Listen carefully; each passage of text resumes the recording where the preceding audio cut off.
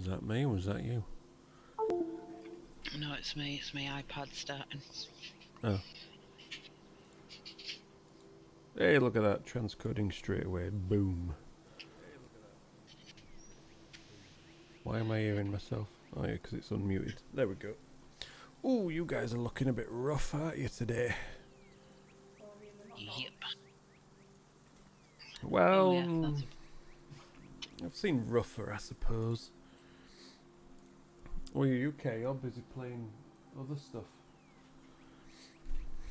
Not even joining us tonight, eh? You what? Say again?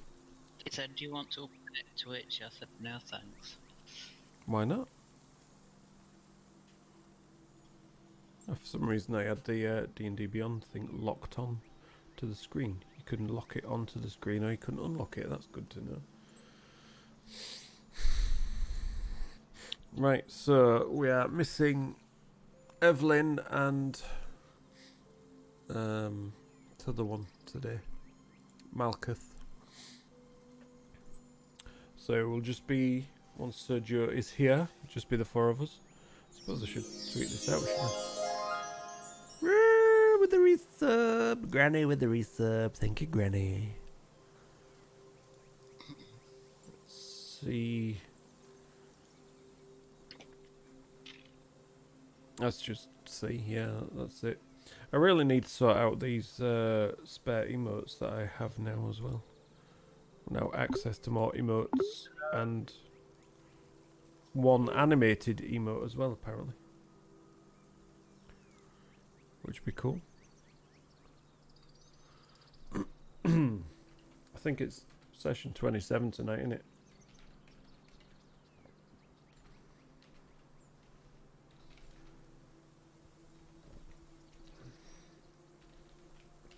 Cool, yep, thought so.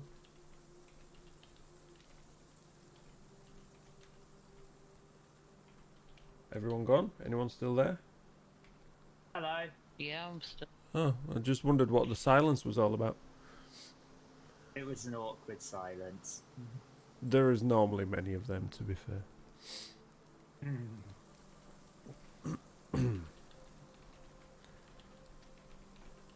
So you may, we may have a bit of rock music tonight because No, we don't need to have any of that. I left my piano, my acoustic guitar, and my ukulele are all at school for our winter festival next week. So yeah, the only thing I have access to currently at the flat are my electric guitar and my trombone. So yeah. Oh, isn't that sad?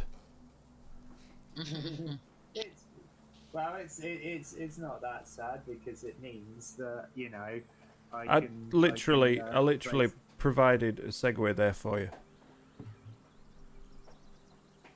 Oh, yeah. So that wasn't. In the spirit of being.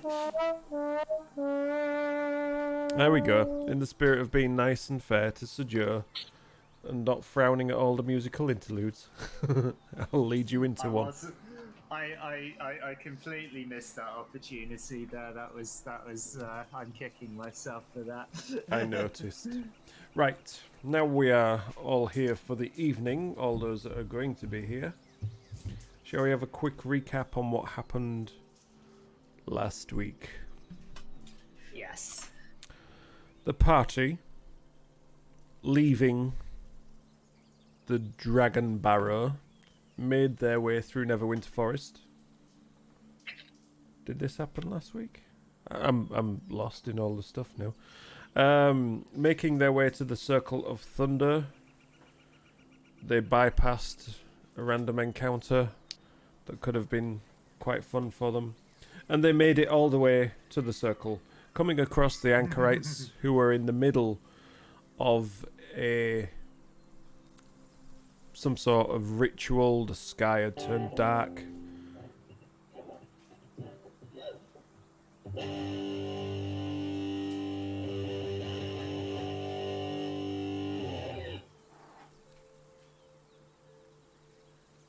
Okay.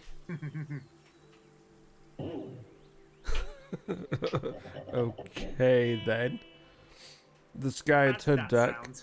There were thunderclouds. Well, I mean, the timing was could have been better, but yeah. Yeah. Thunderclouds were building. They were dancing around with 10 diminutive little figures joining them in their dance. The party, in their own special way, came up with a plan to try and integrate Gioa into the group of dancing figures. Unfortunately, he failed to convince them that he was also one of them, and combat ensued. The party managed to dispatch everybody in the combat. The ritual was stopped, the sky cleared, and that is where we ended.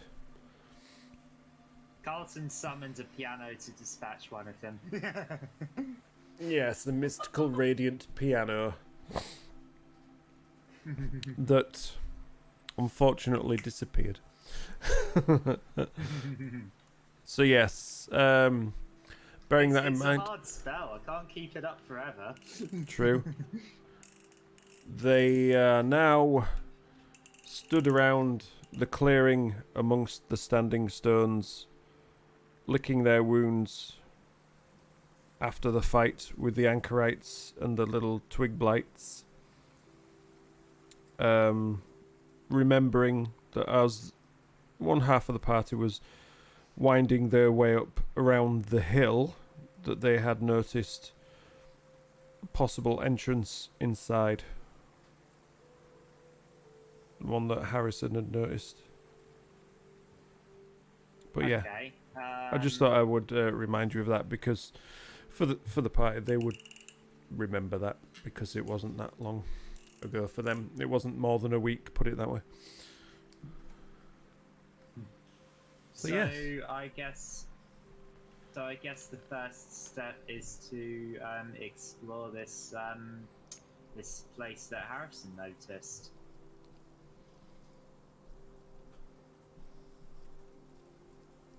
I'm guessing by the silence, Yeah. everybody else is in agreement with that. Anyone got anything to add? Yeah. Yeah. Yeah. All right, Evelyn, Malkuth, what do you think? No, I'm gonna run off and abandon you, Evelyn says. What was that? I mean, it is something Evelyn would do. Yeah, this is true. Okay, so All right, so the party. So the party. Harrison, lead the way. Okay. So we'll go back the way that we originally came up the hill then to find this cave. So you wind your way back down the incline of the hill. Easy enough. It's not really that steep. Nice gentle slope. It's just a bit of a high hill, really. So you make your way back to the what looks like the cave entrance. You can see. Let's have a look. It's definitely some sort of cave dug out of the earth of the hill itself. This cave mouth is braced on either side by two rectangular massive stone slabs with a lintel stone just sat right on top of the two slabs. This one has a picture of a boar chasing after a stick figure humanoid right on the face of the lintel on top of the cave entrance itself. Okay then. So We've seen that somewhere before.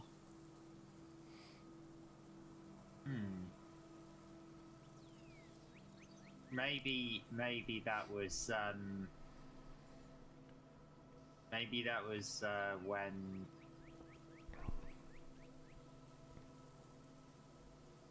because these guys they're involved in some kind of ritual, weren't they?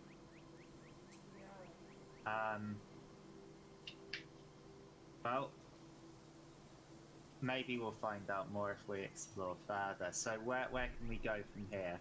It just leads straight inside. It's one Alright, way.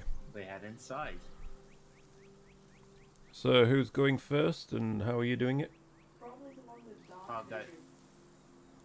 Yeah. I'll go first. I mean, out of the 3 players tonight, I'm the only one with dark vision. So Let's just have a look. There's a couple of just simple torches. What looks like flickering firelight on the sides of the cave. So it looks as if it's not well lit, but you know, it's dim light inside, so you could probably get away if you've not got dark vision. But you're heading first? yeah, I will head first. Okay. It's not a very long cave. Get about 10-15 feet inside, and then it forks to the left and right. But right in the middle of the fork, just sat facing the cave mouth on the ground, is the skull of a boar on top of what looks like a pile of humanoid and animal bones. Should I add this to my Oh. head collection? If you see this first, Carlton, so if you want to make a quick religion check. Religion check. Okay. First roll of the night. I found the reference to where we've seen it before. It was painted on the walls of that where we first went to investigate the that fortress. That what? Was it a fortress with the half The orc man. dude? And I think it was where the tree was growing out of the well. The woodland manse. You take There so was many painted good on the wall, notes, this- but not the name of the place. yeah. Yeah, the woodland manse.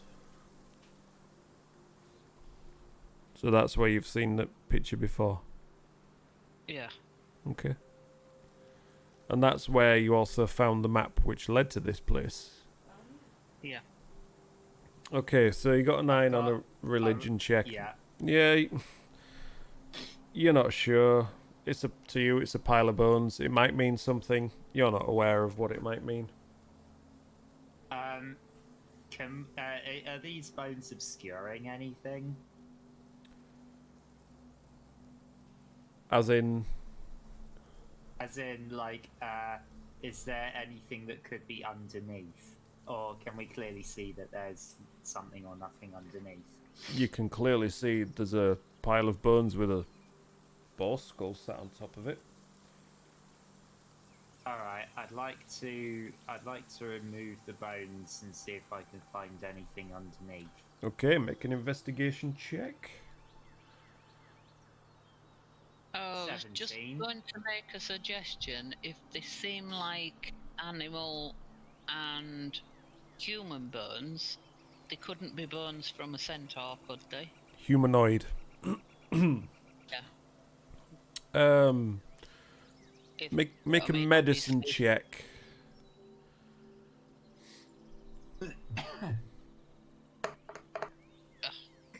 Three. As far as you're concerned, it could be from anything. There's long bones, there's short bones, there's rib bones. You know what rib bones look like. You've eaten plenty of ribs in your time. Yeah, it's a jumble of bones. And now it's a jumble of bones that's all over the place with dirt showing underneath. Okay. So yeah, no. Alright, so there's nothing there. No, Alright, and so, whatever it was is now scattered across the floor of this cave. We can go. So you said there was a fork, so we can go Yeah. left or right. Can't Fork we? to the left, fork to the right. Okay. right first, then? Yeah. Alright, Don't really. It does. Artie heads to the right. Pardon. Okay, yeah. Flickering torchlight on the wall. You get about 10 feet further down. And you come across a gate at the end of the corridor. It's lashed shut with rope. Just a simple gate from floor to ceiling, which is about 7 foot high. It's what? Shut with rope? Lashed. It's just tied shut with a rope. Can I see if I can Right, hear I anything cut on the- the other side? Can you make a perception check? My first roll right, and I got 1. No, I mean, Oh my you put your ear to the door. And I turned deaf. You can hear a bit of rustling, but you realise it's your head just moving around the door. You can hear the clanking of Carlton's armour and Harrison just shuffling his feet, waiting. And door noises. And that's about it. You can't hear anything on the other side of it. I cut the rope. Okay, one slash. The rope splits easily with your dragonbane sword. Falls to the floor. The gate starts to swing open a little bit. About Ready to produce, 4 or 5 inches. Stops. I ready to produce flames, whatever could be on the other side if it attacks us. Okay, I head in. I join him. I'll bring up the rear. So as you open the gate, opens outwards towards you, so you have to step back to open it. You see this boar on the inside, and with a great squeal, just charges straight towards you. Does that trigger my action? I leap out of the way. Okay, it just barrels past you. I cast produce flames. Okay, right. Roll to hit. Trying to. Oh my god, that's a 20. And that 20. Yup, nat 20. Okay. So yeah, Gioa stood there with his flame in hand. True druid in style, just throws it straight at the boar. So do I double the damage? Double or the dice. So that's 4d8. 4. Oof. Is it? I always thought it was 1d8. No, because 2d8, because I leveled up. Okay, that's cool. So first one was a 9 plus 6 and 7. 9 plus 6, 15. 22. Plus 7, 22. 22. 22 damage. 22 points of damage. Okay. God damn. Let me With see. a cantrip, that's great. That's awesome. Yeah. So, as you just step back and release this flame straight into the ball's face, it just engulfs it, burns a hole straight through the middle of the head, and it runs forward a few more feet and just its legs give way and it just skids, leaving a trail of dirt behind it as it just flops over, completely dead. It literally burned a hole through its skull. Is there anything else in the room behind As this you gate? look inside the room, it just looks as if it was a pen for a boar. There is refuse all over the place. Boar leavings, shall we say. It looks as this was just, garbage disposal. Huh. So that ball was pretty miserable. Sounds like put it out of its misery then. Freedom was merely feet away. It was also probably traumatized from being locked away in the dark for a long time. Anyway, alright, so I guess we should head to the other fork then. I don't hear any disagreement. Oh god, it's going to be a chatty night tonight, isn't it?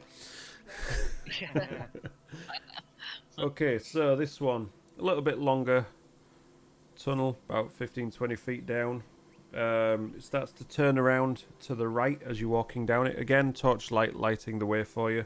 Just crude torches just jammed into the walls, which is just bare dirt.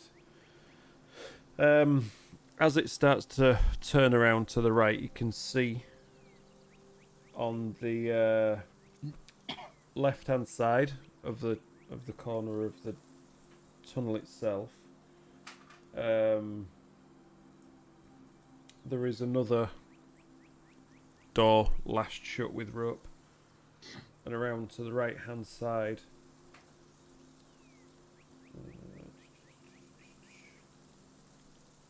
another Right. door. If there's a bar in this one, just let it go. Yeah, I will. Yeah, okay, I cut the rope.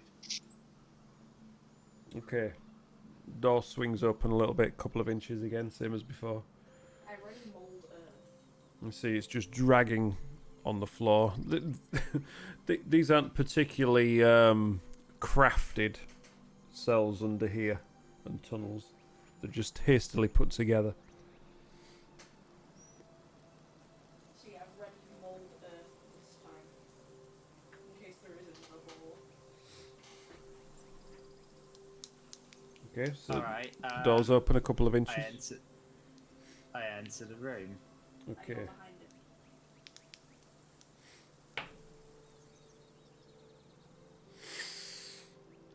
When you open the door, you can see, just tied up to the back of the room, it's a small room, about 5-6 feet wide in total. There's a little deer just lashed, just sort of trying to pull its way out of the rope. It sees you coming and it starts to back away, making noise. I go up and cut the rope with my sickle. It just rears up. You can tell it's a doe, and just bolts straight for the door. I freed an animal. You letting it go? Yeah. Yep, it straight out of there. Stumbling steps first as it makes its way into the corridor, and then you can just hear running. You can see there are other Okay. ropes scattered around the sides of the walls. That nothing there, but there's definitely animal leavings around the room, shall we say.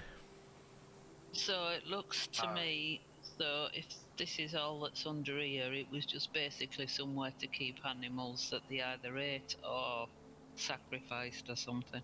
Or turned into thunderbolts. Well, let's just scour and make sure. Yeah. I think it's worth. So, okay, we head out of the room and head in the other direction. Okay, about another 5 feet down, you come across another door. This one's not tied with rope or anything. Okay, I open the door. Yep. Open straight over. Looking inside, this looks more like a standard room. Well, standard room that you would find underground anyway. You've got little niches dug out of the walls with clay dishes, wooden utensils, forks, knives, spoons, that sort of thing. In one or two of the niches, you've got gathered berries and bundled up herbs just lashed together with bits of twine.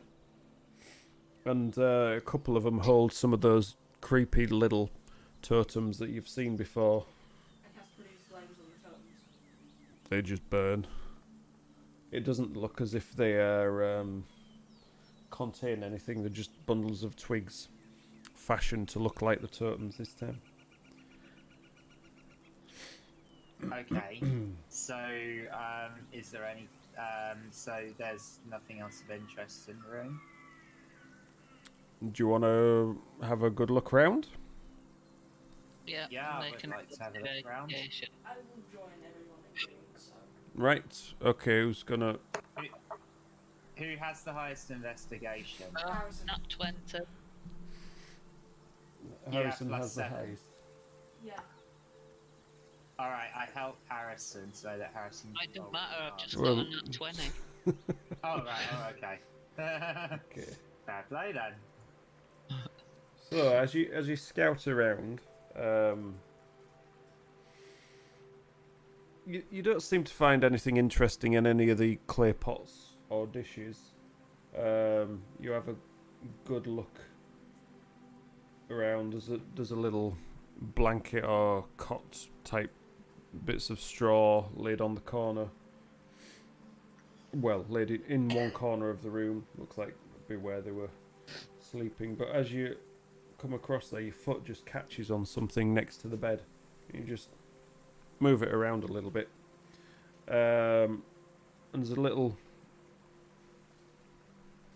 chest, for want of a better word, just underneath, buried in a little hole in the floor.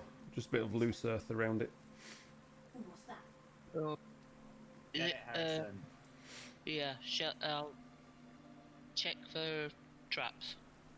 Yep, make a investigation check. Actually, I've got something that can check traps. I got one of the secrets. And what does that do? You can expend royal charges, and if a secret door or trap is within 30 feet of you, the one pulses in place to the nearest one. Okay. You using a charge? Yes. How do the charges? They're 1d3 every day. 1d3. Every morning. Okay. Okay, so as you hold the wand out, concentrate, put all your will into it for it to find anything of note. It guides your hand and points in the direction away from where you came in towards another door at the back of the room, which is, as you currently see it, open. But no, not towards the chest. Yeah, the chest doesn't have any traps, but that door does. Yeah, Or right, I'll secret. check the chest. See if it's locked. No, it's just a crude little chest. Right, I'll open it. Yep, Let's see opens what's in. straight up, and you pull out a vial with some sort of liquid in it. Drink it and see what it No! What colour? Don't drink it! I'm just For gonna God's sake! find out what colour it is. Do Identify it first. you know anybody that identifies? Yeah, It's- there's that wizard dude in Van Talen. It's a syrupy liquid. It's sort of, is. Ooh, is it syrup? it doesn't slosh around, but it looks like, for want of a better description, liquefied iron. Oh, it isn't syrup.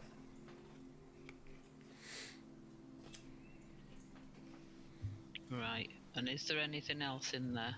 No, that was all that was in there. Right, I'll take that then. Okay. So Right, just put I had a like custom item in there for now until you can figure out what it is. okay. I had to where that floor at the back where Guillaume's wand of secrets pointed Okay. to. You all going? Yeah. Okay, so it leads into another tunnel. Again, lit with those crude torches. It sort of angles upwards as you're walking down it. About 20-25 feet further down, it slopes up, and you can look up and you see a trapdoor. And you can see daylight just shining through gaps. Okay. I had. Alright. Is it easy to climb up there? Yeah, Or, the can we the open it? tunnel literally slopes up towards it, and you can just push it straight up. Be careful. Okay. There are traps Alright. for a secret room. Alright. I climb up first and Okay, I so- lift the trapdoor open. And As you push it open, you see like loose grass just falls to one side. You poke your head out first. You can see a few standing stones around, and what looks like a battle has happened recently. You see a couple of dead anchorites and some smashed up bits of twigs and things up there. Okay, so we're back in the scene of the battle. Yeah, Okay. basically, yeah. I'd like to look around the scene of the battle a bit more, or this hill around the standing stone. See if there's anything else of note. Okay. Make a perception or investigation check, your choice. Alright, both of them are +1, so it doesn't really matter. Damn it, that's a 9.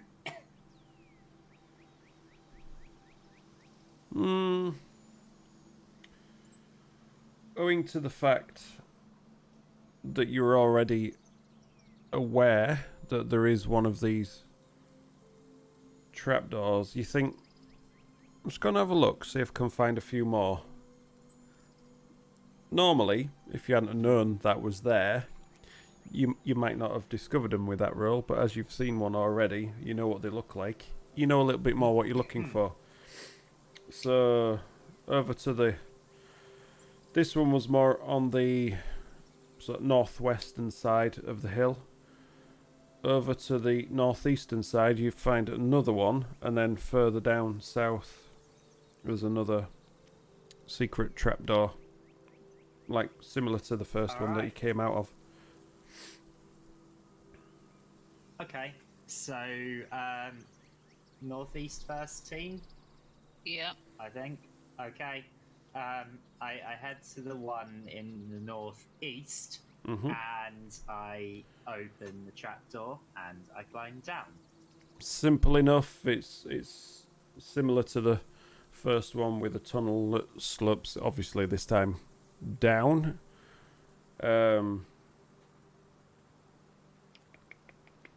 Yeah, this one, torches again lit, so you can follow this tunnel down further along. Alright, I lead the way through the So tunnel. this one curves around as you're going around to the left, just sort of curves around, and then after about 20 feet takes a sharp right, and then about 10 feet further down there's another door, not roped, I open the door. creaks open. I already produced flames. Looks like another of the living quarters, similar again, with little niches dug out of the sides of the walls, pots, plates, utensils, more herbs, more berries, more little twig totems again. I burned the twigs again. Alright. Are they the berries any use to you, Gio? Depends on what they are, not really. Make a nature check if you want to find out. Cool. That is 14. 14. No, these just look like they're cooking herbs, bay leaves, twigs of rosemary, bit of lavender. In the berries, you'd say there's maybe enough to make a ration. Okay. I'll take the berries. Since we found a potion, what looks like a potion in the other room, there might be something of value in here as well. So, Harrison, let's help Harrison investigate so he can roll with advantage. Okie dokie. Go for it. 11. Okay. And with advantage? Yeah, you roll again. Oh. 'Cause we're helping.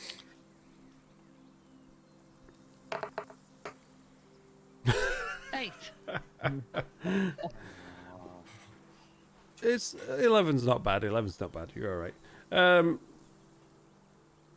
you've already found something similar, so you try again next to what looks, for anybody living in a tunnel under the ground, a bed in the corner of the room. You have a look round. Yep, without much effort, you find another little patch of dirt, which, so this time, lifting up a little trapdoor, reveals a little hollow next to the bed. And there's a shield underneath. Oh. It looks, How? considering where it is, it looks brand new. No, not showing any signs of wear or anything on it at all. I take it. It's a decent sized round wooden buckler, iron rim round the outside. Closer investigation on top, bottom, left and right, on like basically the opposite sides of the shield, you can see one little rune carved in. It's a magic shield. I take it. Magic shield. Mine! Excuse me, Kiowa. Who's the paladin here that uses the shields? Yeah, but Excuse me, that was me saying that. yeah, but what's you? Surely, as a paladin, you use a large shield. Exactly. This one's and Druid also would use Shield a is a little shield. buckler. Shield is a shield. It's not a little buckler, it's a fairly large buckler. Right. yeah, but it's still wood. Well, it's not a buckler, it's a wooden round shield. I think it should be stored Right, till well, what the runes are on it. Yeah. Yeah, look. I will take it because I am the frontline fighter. With a metal shield. This is wooden. If it turns out that this one is weaker than mine, then I'll give it to you. If it turns out that it's stronger, then I'll give you my old one. All right? In the rules of shields and D&D, a shield is a shield is a shield generally. All right. Yeah. Yeah. Yeah, it'll save you weapons if you can use a shield. Which I can, and I don't think anyone else can. You can use a shield, it just might provide disadvantages to you, that's all. Yeah, I can use a shield. Yeah. But you're a spellcaster, and it will provide shields give you disadvantage when you're a spellcaster. Shields are not so much But armor, wait, yes. No, that's not. Okay, that's not true. All right, well, just let me take it for now. Mine. I want it. Actually, that will be your treasure, because so far, pretty much everyone's gotten some sort of magical treasure. Put it this way. Dragon. I've got There's my a bottle of rum. Dragon Slayer sword. Nobody Actually, yeah. There's a what? If it was a bottle of rum, nobody was getting it but me. Yeah. Well, I mean, I'm a child, and he's a holy warrior. You'd probably be the one taking it anyway. Right. Yeah. So are we Right, gonna? I take it, I think we've ascertained that fact. Yeah. and So are we gonna get this door out then? yeah, Which door? yeah, we There's a secret door somewhere. Is there came in there, through it. there is another way we can go that's not back the way Yeah. we came, right? Yeah, there is. Opposite corner of where you came through, there's another door leading out of the room. That's where we go. Okay, doke. Open it up. Corridor leads out. Flickering torchlight again. After about 10 feet, it turns around to the right. Over on the left-hand side, you can see one of these just simple doors, just a load of stacks of timber just tied together, but this one's lashed shut with a rope again. See what's inside. Yeah, I cut the rope. Okay. The door doesn't move this time. I try and push it with my strength. It doesn't push. It gives a little bit, but Seems like a pulley ball.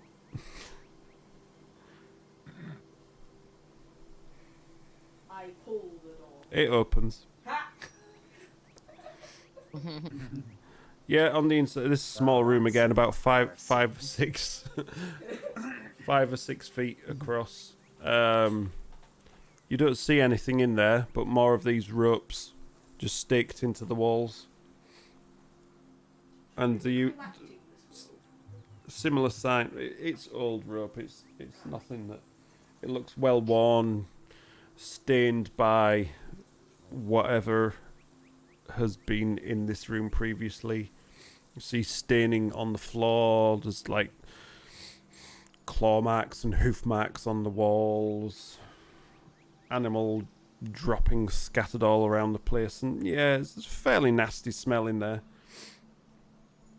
But no, nothing living in there, nothing dead in there, for for want of a better word. Nothing in there. Nothing alive. Nothing significant. Nothing sentient.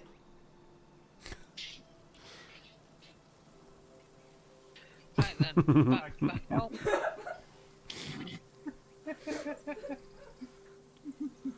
That door never even touched her. Back out again. Okay. First gift of the night. Okay, so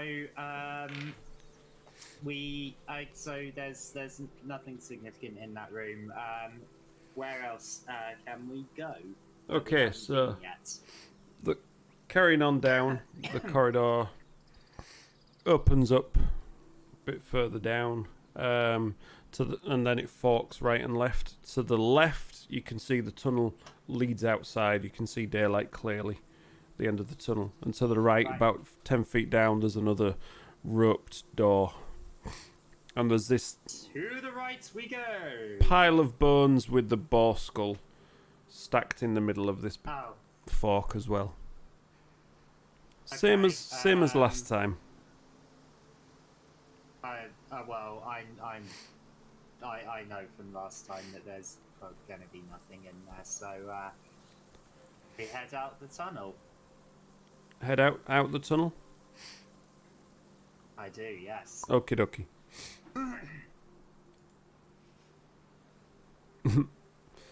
Other two following? Yeah. Too busy gifting, that's what's going on.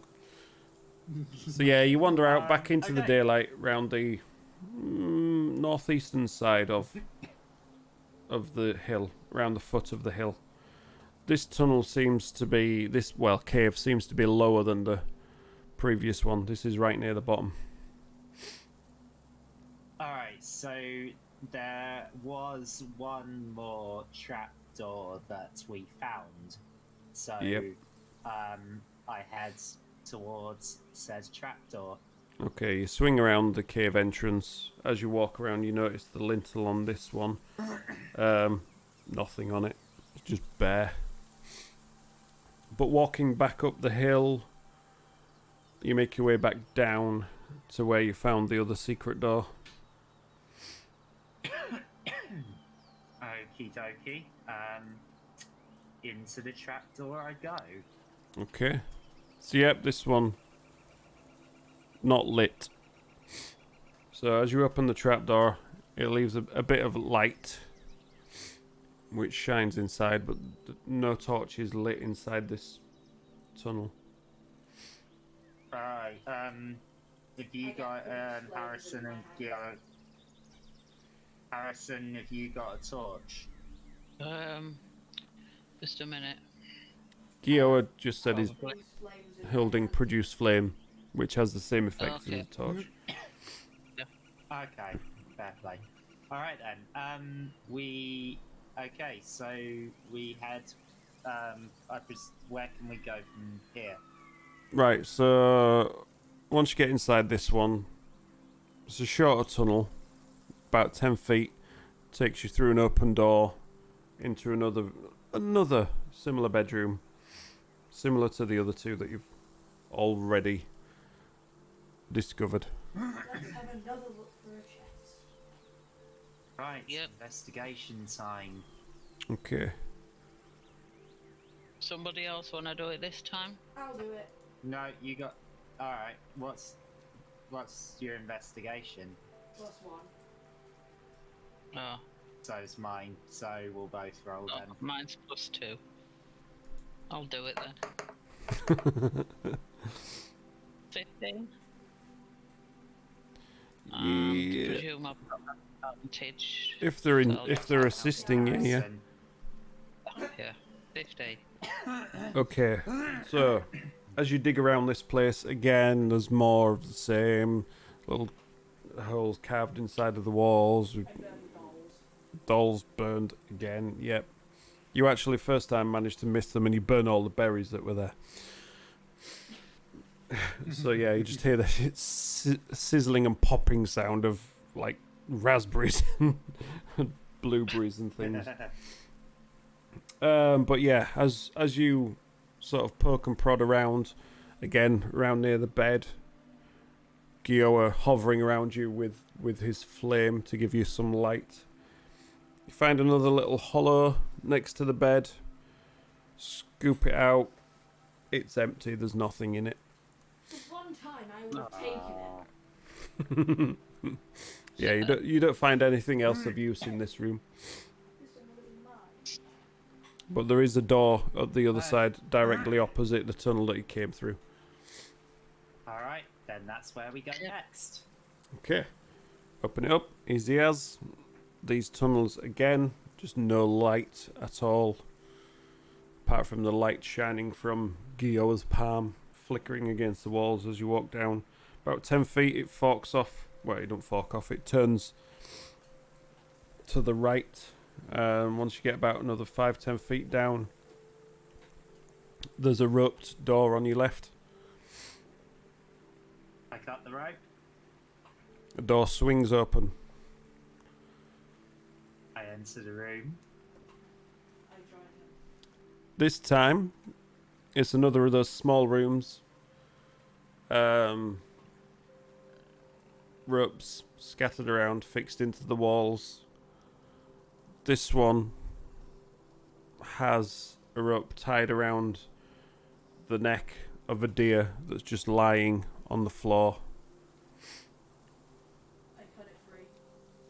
With my skill. Yeah, it just stays there. You can see the rope had got tight around its neck. And looking a bit further, you can see its eyes wide open, tongue lolling out of its mouth.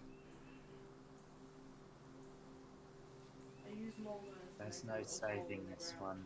No. As you move the earth, you can see there's just dig marks all around where it's been frantically just trying to get itself free from the rope. But as you do so, you just scoop the earth up around it and just lay it atop its cold body. That's sad. Oh well. Well, I try and sort of. I'm sorry, Gioa. I know that that's not a pleasant thing to see. He says, filling the first ball that he saw with fire. Yeah, Well, I think he we're thought that slightly was a different threat, today, so- aren't we? Character, I am nearly crying.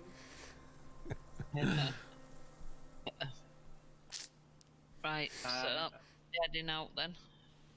Yep. Yeah. Okay.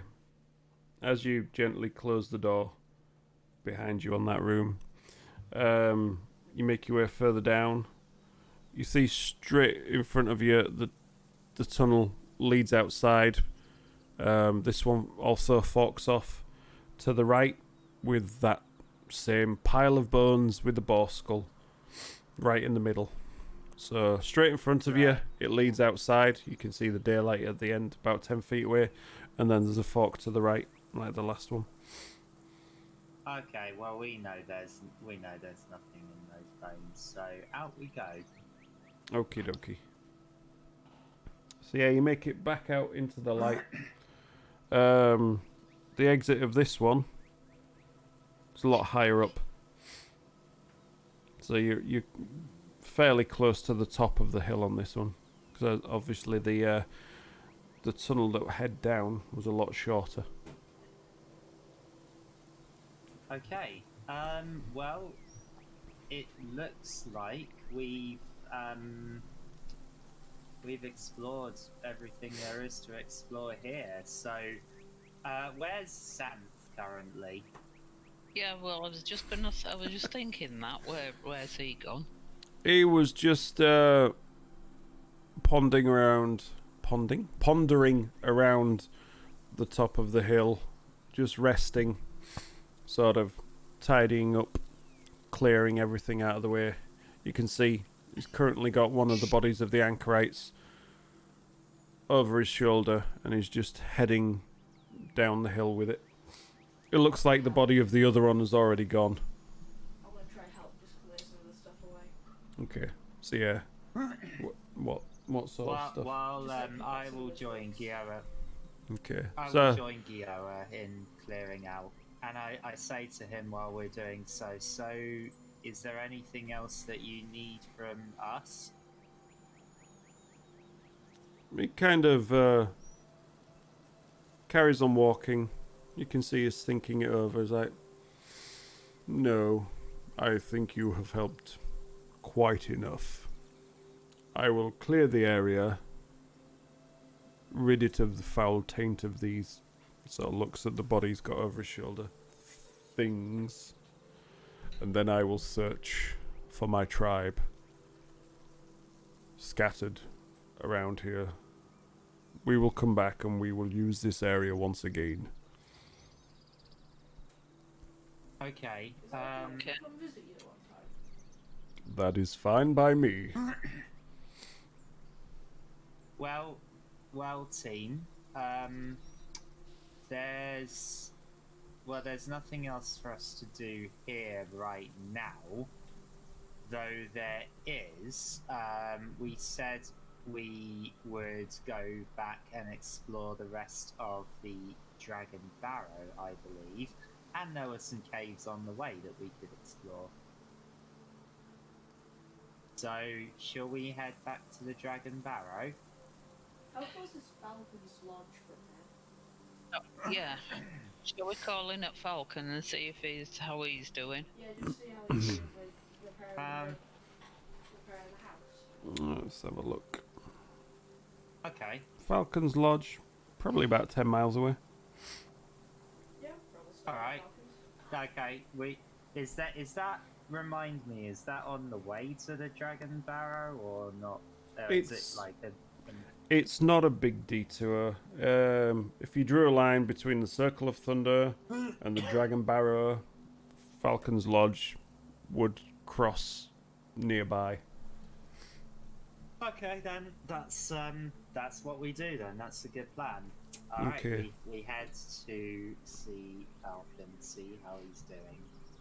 So, after finishing help Xanth clear off the area, you see that his pike is stuck just into the ground down near the base of the hill where you first came through. He's managed to dig out a big hole and is just dumping the body in there. One's already there, he just dumps the other one. And you just help by dumping a load of the twigs in there.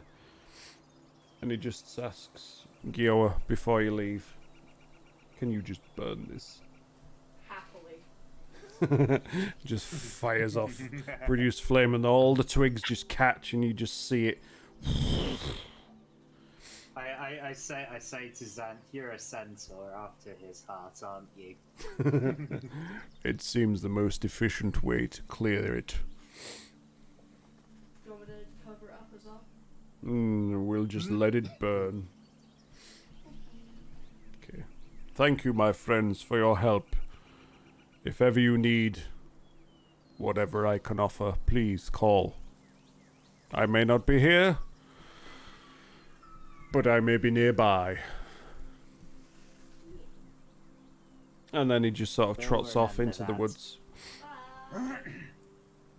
Gives you a wave, turns around, waves, and then trots back in search of his tribe.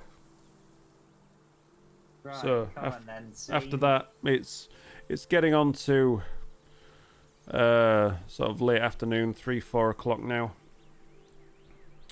10 miles. All right. You can probably do that in 3 to 4 hours. So you probably get there just in time for nightfall. Yeah. All right, let's go, team. Okay. Okay, with with Evelyn helping lead the way, you manage to navigate your way through.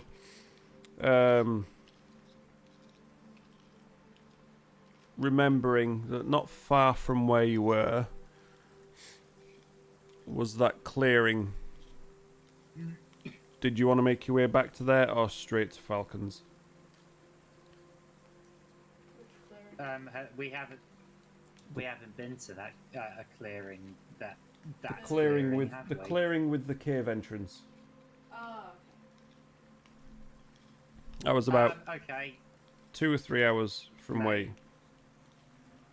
Honestly, I don't think Falcon's Lodge is going to be very sort of in terms of like us resting there. That was probably the original intent, but I'm not sure it will be ready for that.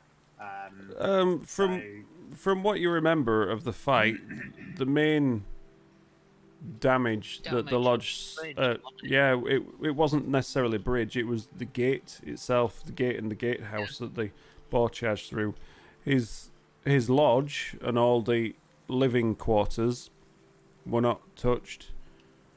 I mean, I'm not being funny, but yeah, I've lost about 4 hit. I'm down about 4 hit points, but I don't need to rest for anything.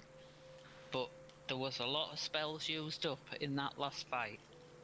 Maybe it's more sensible to go and rest up for the night than going charging in somewhere that we don't know what's in there when you're short of spells yeah, 'cause and hit points.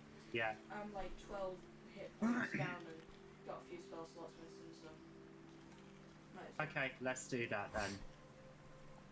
Let's do that to Falcon's Lodge, and we will come back to this clearing. This random clearing. This random clearing with a cave that we came across this one time. At band camp. Okay, so takes you about 3 hours with the help of Evelyn guiding the way.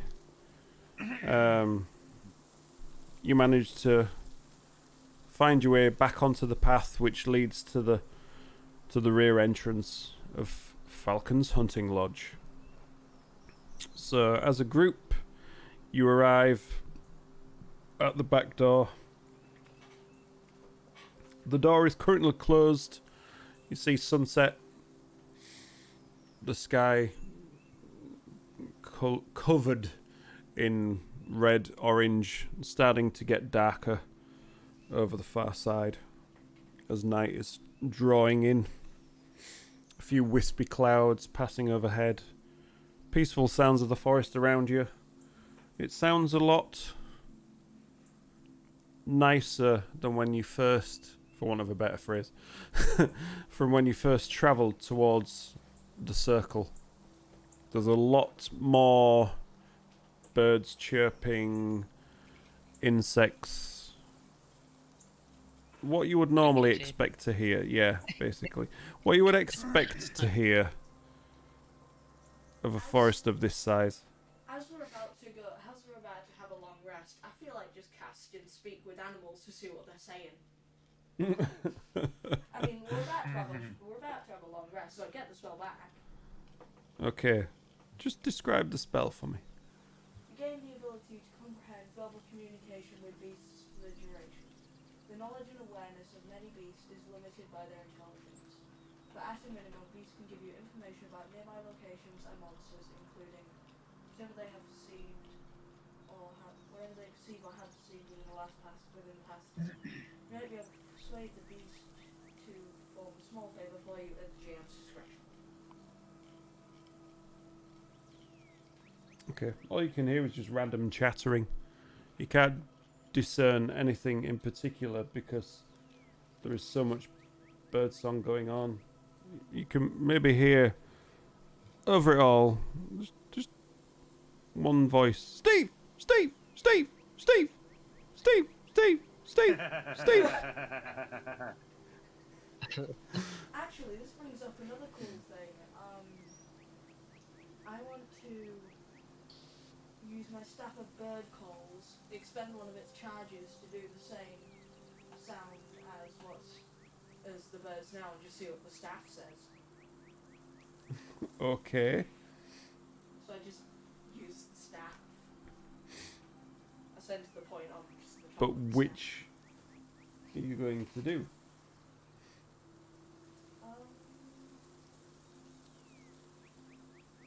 These are just regular birds. It's like ducks quack, goose honk, eagle shriek, that sort of stuff.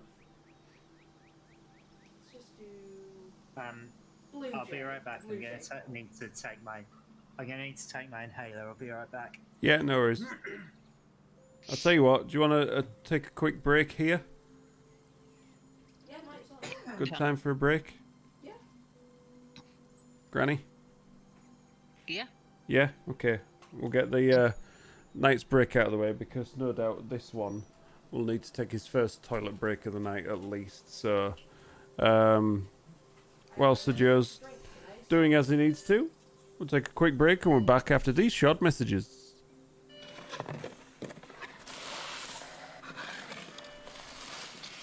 Be right back.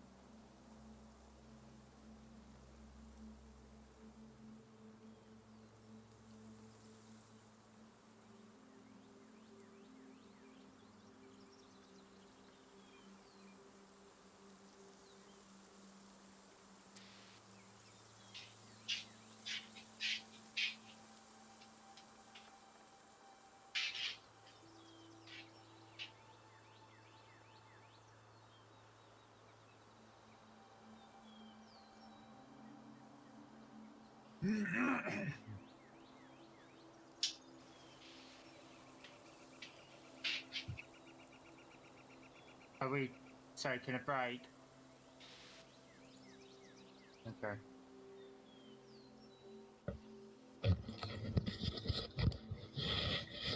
Right, I'm back. Yeah.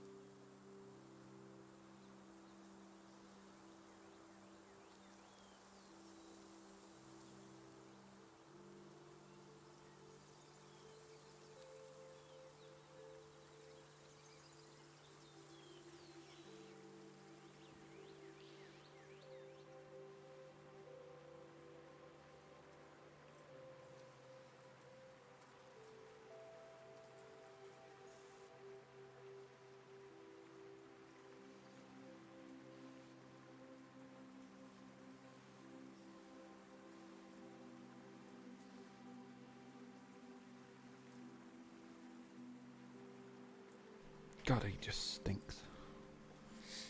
Smelly little boy. Yeah, we just thought it was the appropriate time for us to take a break. Yeah. Are we all back and here and ready and raring to go? Yeah. I am. Cool. Right, so left off. Gioa was about to launch his, about to release a charge from his staff of bird calls. Blue Jay call. Blue Jay call. What do you want your Blue Jay to do? Just make a regular Blue Jay noise. A regular Blue Jay noise. Okay. It's like a chirp. So yeah, how far away? Just on the center, on the top of the staff. On the top of the staff. So yes, you just hear this chirp of a blue jay, because I have no idea what blue jay sounds like. And all it says to you is, have you got any food? Have you got any food? Have you got any food? He's trying to Google what blue jay sounds like. I'm gonna put it up to max volume so that it comes through my headphones. Oh, please no. So yes, nothing particularly intelligent.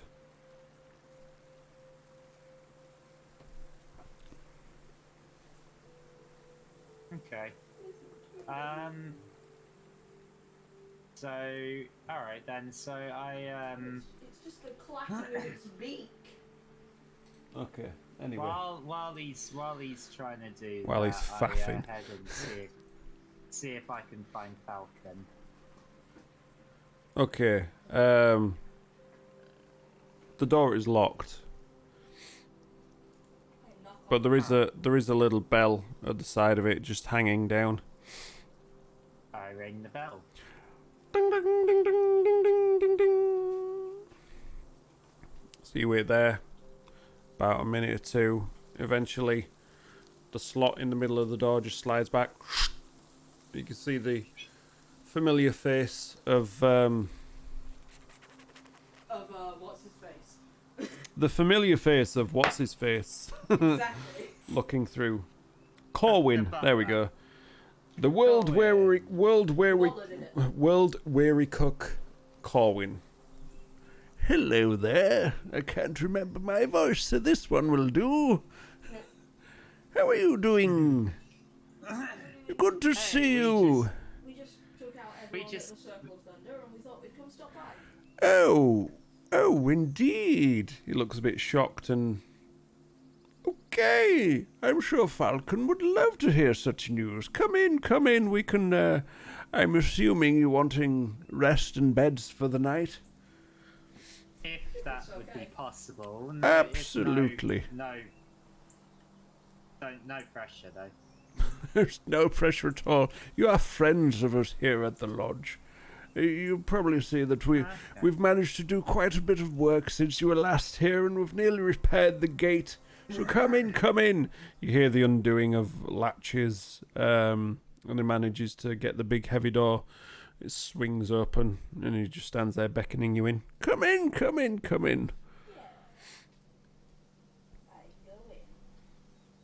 So you all troop in.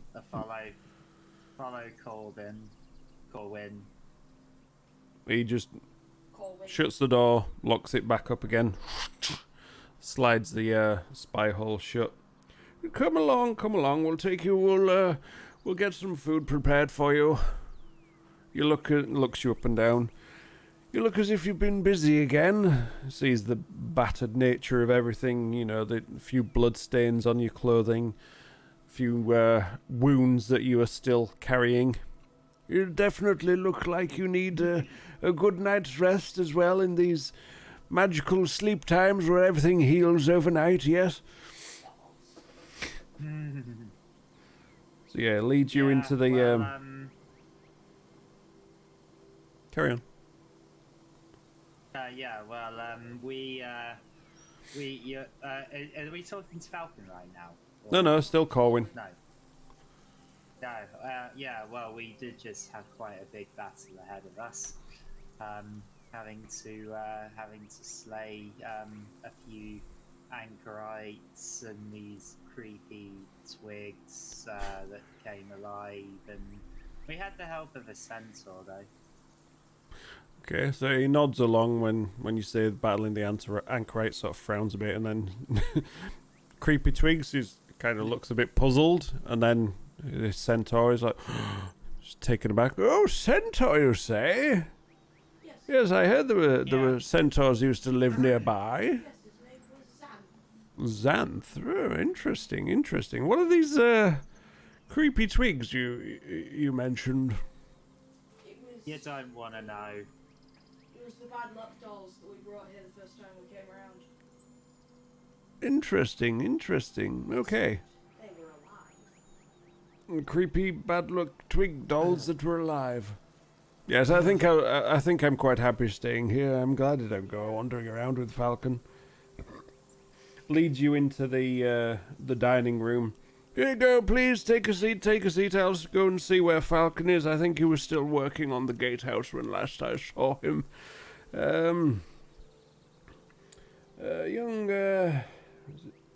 it Pell? Yes. Young Pell will be pleased to see you, I imagine. I think he was busy working in the stables, as per usual. I shall fetch them and we can have a good meal together, yes? Yeah. Okie dokie. Sounds good. Okie dokie, yes, this is the thing he would say, yes. Okie dokie. Okie dokie, artichoke. So yeah, he heads back out to fetch Falcon and Pell from their respective places. So yeah, 5-10 minutes. Comes back. Fel sort of darts in, gives you a gleeful wave, and just sits down nearby at the table. Hold out my hand for a high five again. See if he remembers. looks at your hand. Yeah. He's like, yeah. Then you see Falcon comes in, sleeves rolled up, hammer, like work hammer in one hand, plonks it down at the table, pulls out his seat at the head of the table and just sits down. Like, hello, friends. Hello, welcome back. Hello. How have you been these past few days? Really good. We just cleared out the Circle of Thunder. Oh, he claps his hands together. That's marvelous. I'm so happy. Yeah, we've nearly finished the repairs. A centaur, you say? I have not seen centaur in these woods for a good few months now. It's been a while. If you ever see any more, just ask them if they know Xanth. I will be sure to do that. And tell them that the Circle of Thunder is being cleared out and he's trying to find all of his friends. I imagine they will start to find their way back to the circle. They used to, it used to be a place of worship for them. Corwin, So, what have we got for food? Oh, yeah.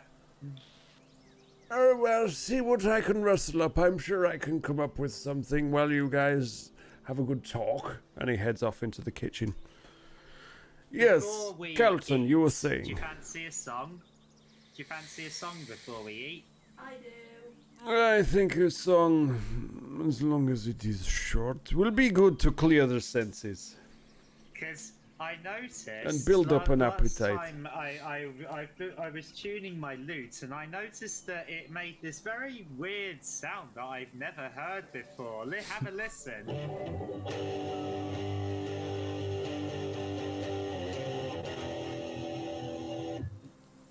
That is a very, very strange. There must be the acoustics in this room. Is it magic? Is your mute magic? Well, I have no idea, but it's good. It's certainly good for singing aggressive songs, like this. Let it burn, can't hold it back anymore. Let it burn, let's burn it all away.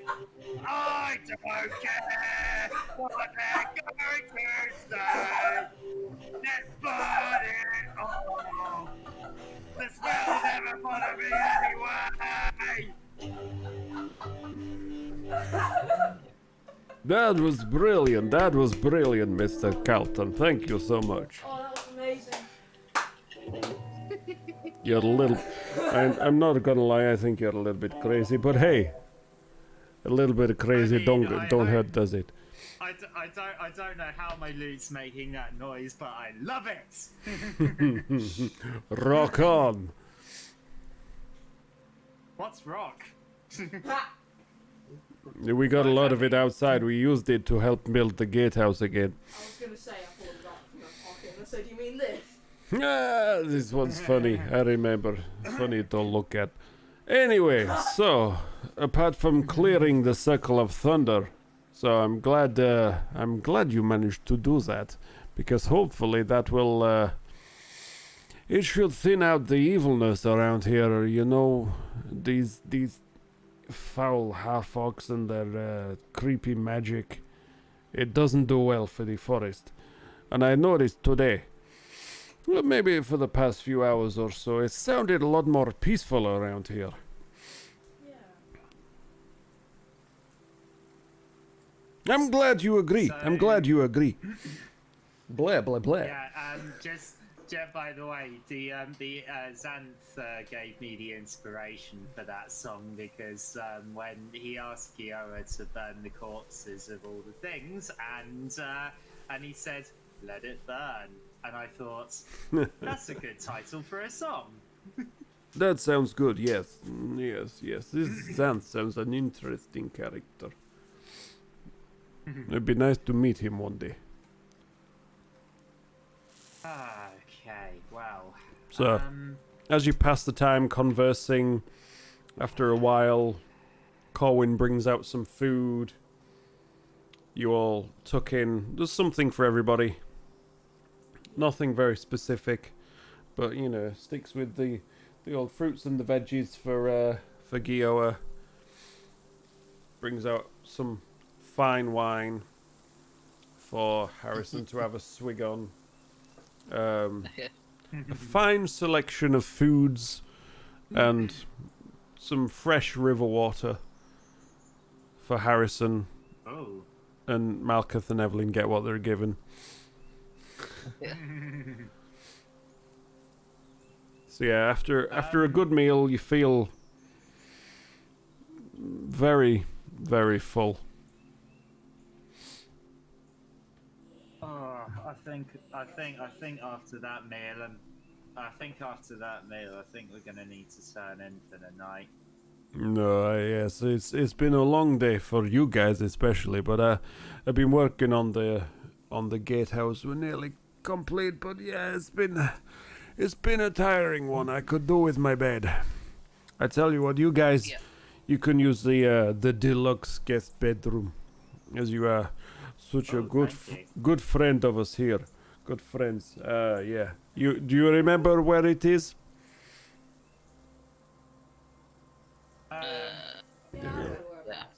Yeah, upstairs. Let's say yes, we do. Yeah, upstairs, around the balcony, and they're straight through there. These two do. I don't, because I have no sense of direction. But I trust that these guys do. Yeah. Right. Well, I'll head off to my bed and get some sleep. While the rest of you. Well, don't worry about that. Corwin, leave the dishes. We'll sort them out in the morning. Let's get some sleep, get some rest, and yeah, we'll sort that out tomorrow. Yes, sir. Whatever you say. So the rest of you all, are you all heading off to get some well-earned rest and sleep? Yep. Okay. So as he kind of rubs his eyes a little bit without the noise. Waves and heads off to his own quarters. As you guys head up and Falcon heads up, you see Corwin's just sort of waiting for you all to go. And you can hear pots and things start to be taken away just as you're all heading off. He's like, I can't leave all this here, it's just not right. And then you all file off to the guest quarters. The comfy beds. The the down stuffed mattresses and pillows with the thick, comfortable blankets. The wash basins. Box of pipeweed in each room. Even a little, a small bottle of rum left in the room for Harrison. Nice. With a glass next to it. Just in case. What was the stableboy's name again? I just want to write it down. Pell. P-E-L-L.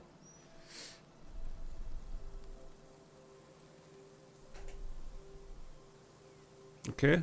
So you're all settling down for the night? Yep. Cool. Right. So, as you all settle down in your beds, you manage to get a full good night's sleep. The first comfortable sleep in a long while. And a full long rest is had by everybody. So let me head over to Evelyn and Malkuth. And I should sort that out for them as well.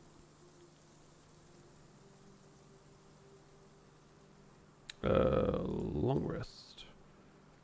Take long rest and confirm. Boom. There we go.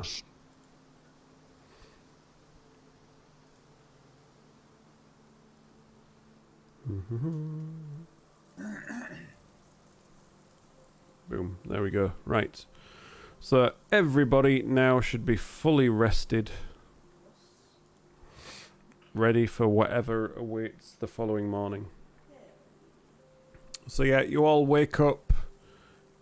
Get yourselves together. Head down.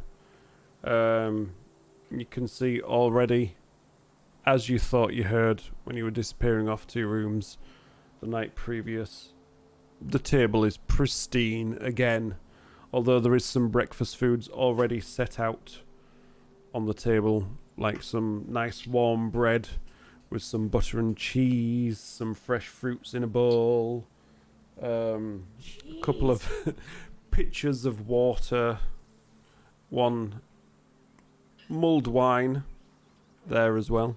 Pictures of water. Pitcher. Giant jug. Pictures. Yes, Giant exactly. jugs. Pictures.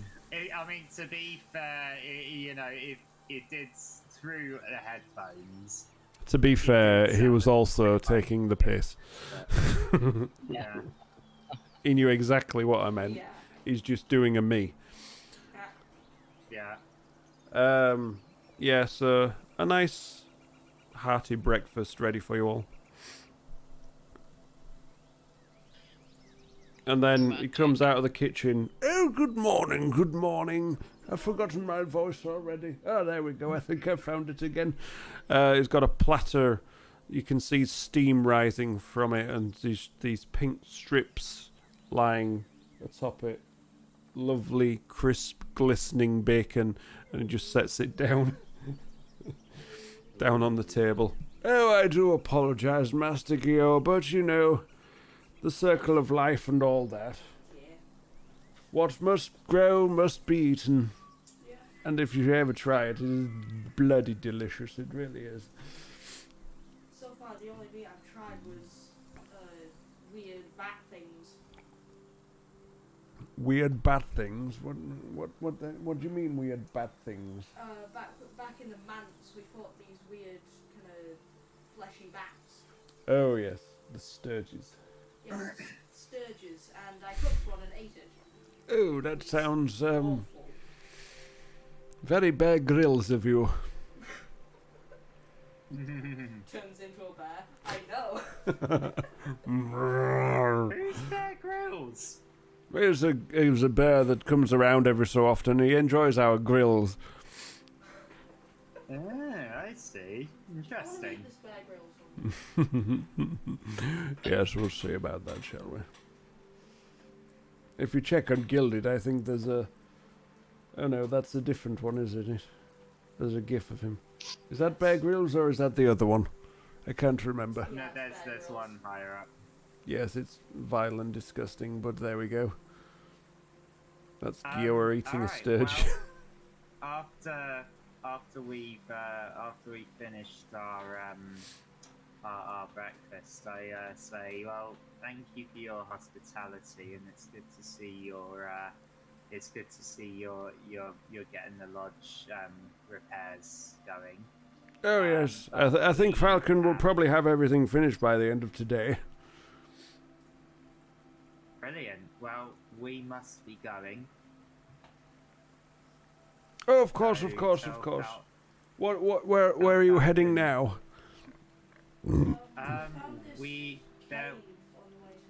Yes, that's what we're doing. Interesting.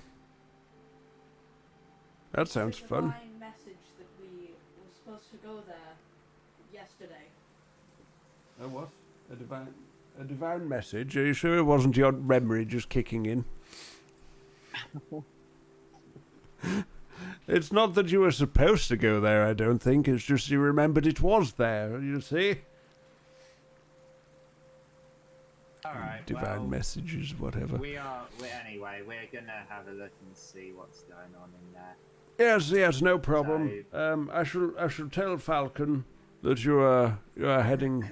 that you've head back out to do more daring do, shall we say. He's gone back to work on the gatehouse. He wants it finished as soon as possible, you see, just in case there's another attack. Although, I think the chances of that are slim now, especially with you guys clearing house and all that.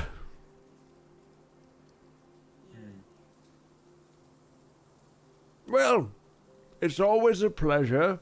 Do stop by any time. You're always welcome in the Lodge of Falcon. Okay. For your hospitality.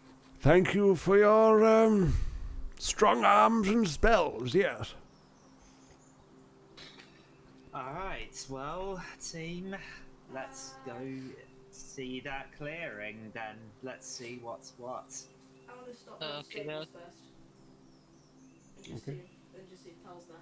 No, he was at the table eating breakfast. Ah, okay. Yeah, he's just sat there silently eating breakfast, just sort of listening in and nodding along. I just say bye. Waves. One more high five. It's like... And I also just ask him if he's still got that javelin.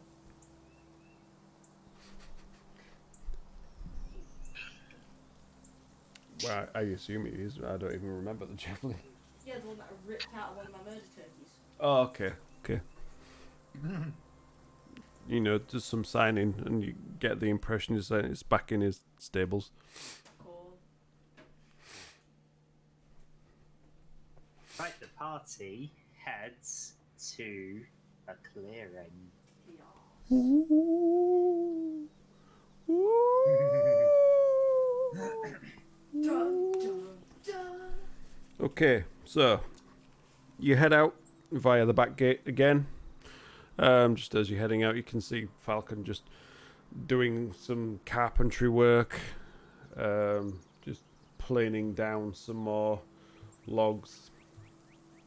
You can see the gatehouse it's got a few gaps on it, but yeah. Sorry. It's fine. Practically finished. Exploding today, aren't you? Yeah. Yeah. I'm going to say hay fever, but it doesn't seem like the season for hay fever.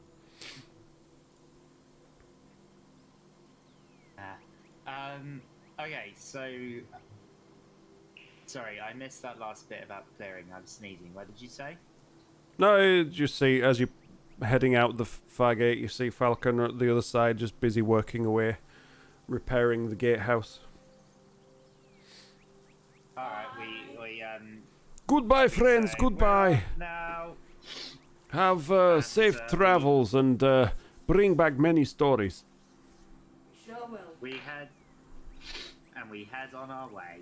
Okay, so what was that? Not a gift. Let's quest. Cool. Yeah. Yeah. So you make your way back in the direction with Evelyn as guide. You look up. It's a nice day. It's a little bit cloudy. There's a little bit of mist hanging over the ground of the forest nearby, especially this close to the river.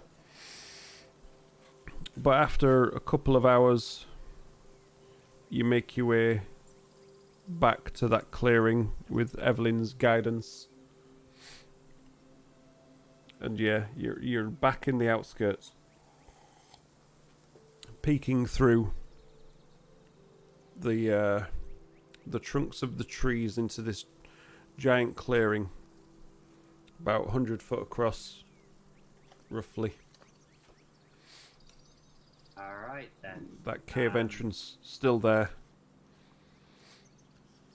All right, I head down to the cave entrance. Straight out there yourself? No. Are you two following me, or Yeah. Evelyn? Are you following me? No, I'm buggering off in it, mate. Malkuth silently follows on. What's your marching order? I'm in front. I'll go middle.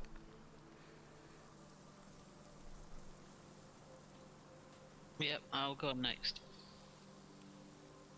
Next after middle. Yeah. Okay, well, Malkuth will go second then. And Evelyn taking the rear, shall we say. Okay, so you make your way, not silently, towards the cave entrance. It's fairly similar to what it was previously. There's a few scattered bits of trash, bits of cloth, broken weapons outside, a few animal bones. Looks like a bit of a dumping ground just outside the cave. Don't you think we should be sneaky stealthy going in? I mean, I could pass that trace.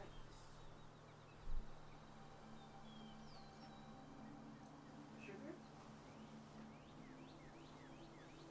Can you hear Gioa? Carlton's stealth checks. Did you hear what Gioa said? Should I use cast? Yeah. Should I pass that trace? Yeah, if he uses that, then we all get a +10 on stealth. As long as you're Which within could 10 feet.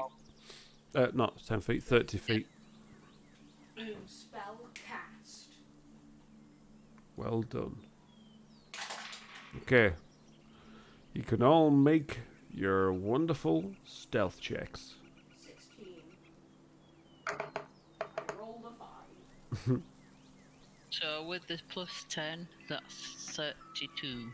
Yeah, but you have advantage on And moving silently. 19. So 29.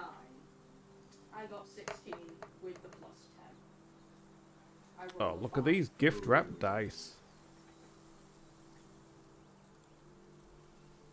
So yes, do you forget that you have advantage on moving stealthily, Harrison? Nope. Why, did you roll with advantage? No. Nope. Okay, so do you remember? Nope. Did you roll with advantage? Nope. Huh? Come on then. Roll again. Unless you don't want to. So that's 30. Okay, so let's So have a look. 32 is the highest. So 25 for Evelyn, 24 for Malkuth, 29 for Carlton. 16 for me. I can't see your second one, Harrison. What was your The second? second one was 20. Oh, there we go. So 32 was your highest, yeah. Yeah. And Gioa? I got 16. Total? Yeah. Wow. Yeah, I rolled a 5. So yeah, you're heading into the cave? Yep. It's fairly dark, but as you get further in, you can see there is what looks to be a natural skylight in the roof. And just this beam of light is coming down into the middle, sort of illuminating the entirety as the entrance to the cave sort of heads down into the ground. Once you get inside, Okay. it's rather wide. You can see fairly clearly across. It's all rocky outcroppings everywhere. The odd little pools of water in the walls, in the floor. Not really large, more like just big puddles. A few mushrooms growing around the so outsides. Where can we go from here then? Is the water still on stream? It's still like big puddles, you know, as I've described. It's not like a river. It's like big puddles that have gathered from the ceiling, as you can see, just moisture dripping down. It's like one big open room, self-enclosed, one way in, one way out. About 40, 50 feet across in total. No tunnels.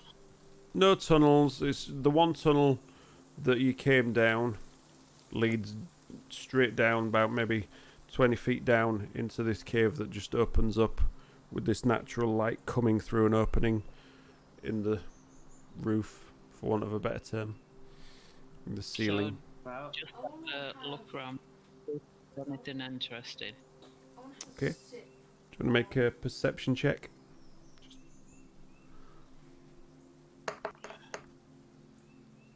22. Okay. So looking at... Persuasion, yeah, that was... Oh, Right, well, take the Sorry. take the 19 and add 2 to it, so it's fine. I was going to say what you rolled was a 19, you just add plus 2 to it instead. If you do something like that, make a mistake, just take the roll that you've got and add your other plus to it, rather than rolling again. yeah. Because you could roll a 19 and on the next roll you could roll a 1. Big difference. So 21 we'll go with. Okay, looking around... You can see tracks coming up and down this tunnel where you are. Fairly large tracks. You know, Bear Grylls. larger than human size, and it looks like clawed feet, if anything. Just 2, judging by the tracks themselves. But over on the far side, you can see what looks like a sort of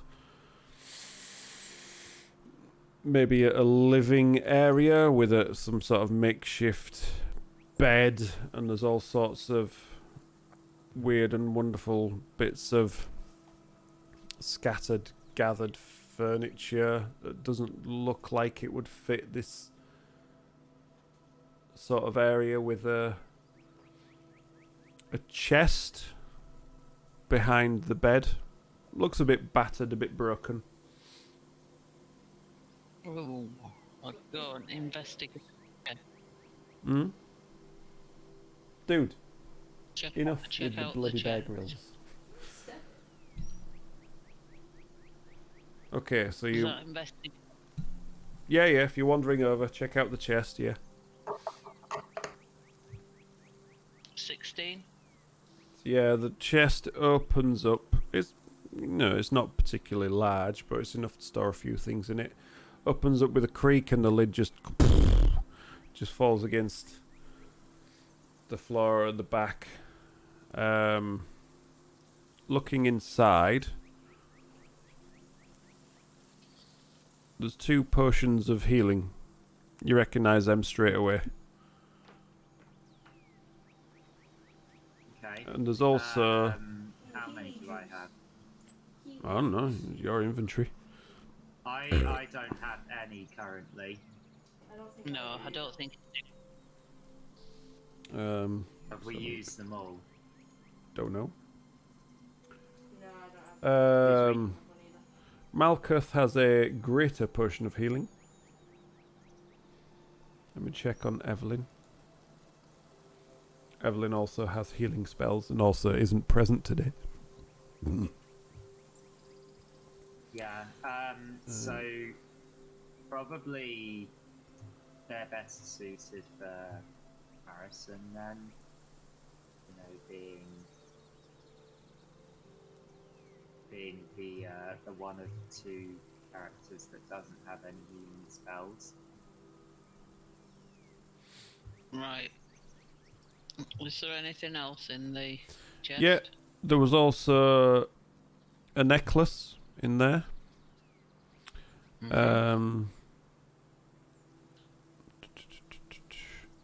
It has what looks like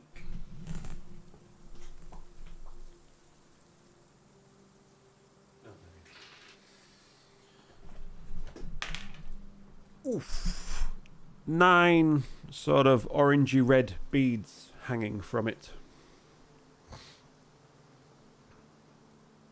So yeah, it's a simple silver chain necklace, but with these sort of orangey red coloured beads just hanging from it.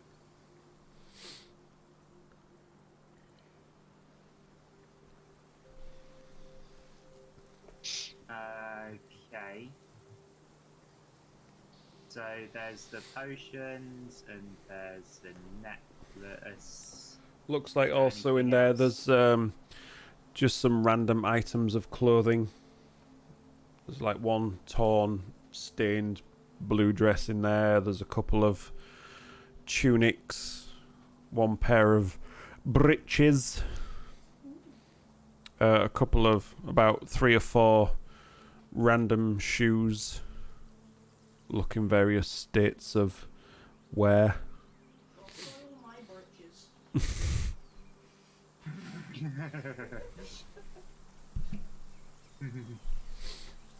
I'm taking the wrong one master for Look tonight's session. like it's been robbed from somebody. I'm not even gonna try, I'm terrible at guns.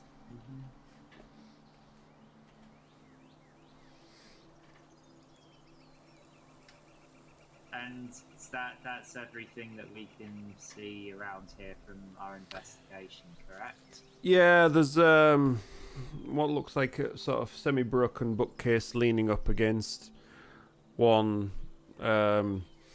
stalag growing from the floor 8.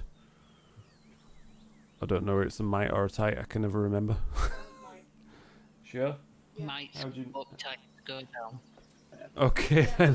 I remember from my first residential, because the way they taught us to remember was stalactites cling tight to the roof, and stalagmites grow with might from the ground or something like that. I think Granny's way was better. You might go up, but tights go down, something like that. Yeah. Or was it if the tights go down, you might go up? Anyway, okay, so yeah, there's one sort of semi-broken bookcase leaning up against a stalagmite jutting out of the ground. Is there any books in the bookcase? Make an investigation check.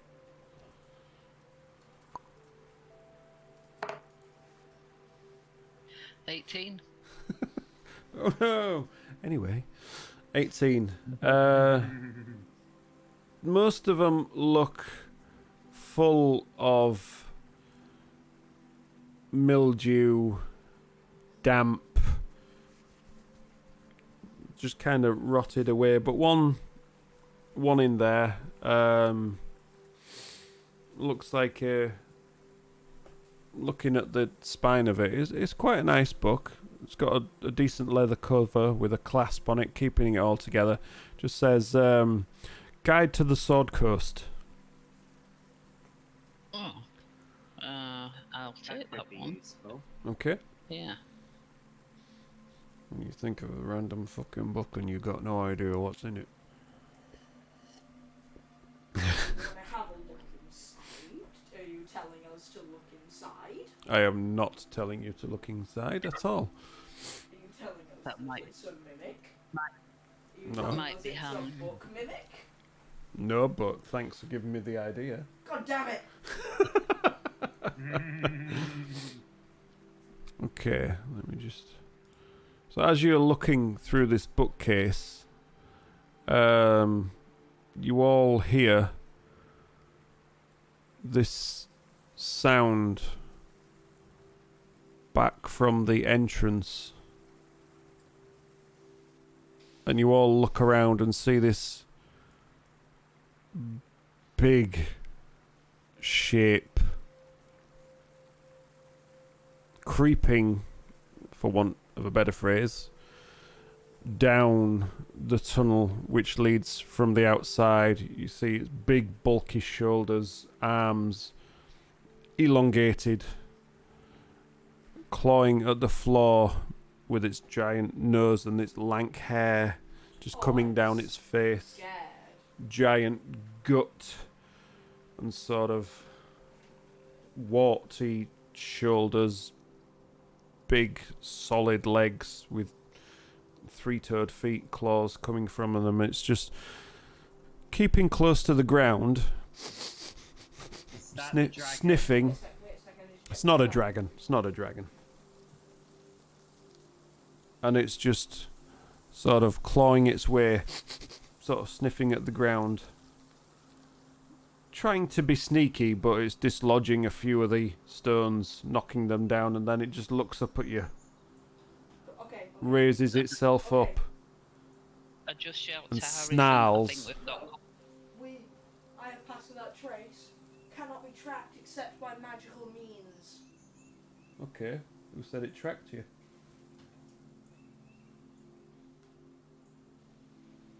Okay. Anyway, well, it's looking looked this up at way. you, and it's snarled at you, and you can see it's angry. You'll need to roll for initiative, God damn it, if you please. I wanted to just punch it in the face. It's looked straight at you. You're not that far away from it. Oh god damn it! I Oh, rolled God damn it! two. God damn it! Oh, God I damn rolled it! two. So while this is all going on, I will have to get the map And set I out because I rolled didn't, a 4. And I think you're rolled actually going to do anything like 23. this tonight. I thought you were going to head back to Fandalen. Huh? So I'll get the map set up.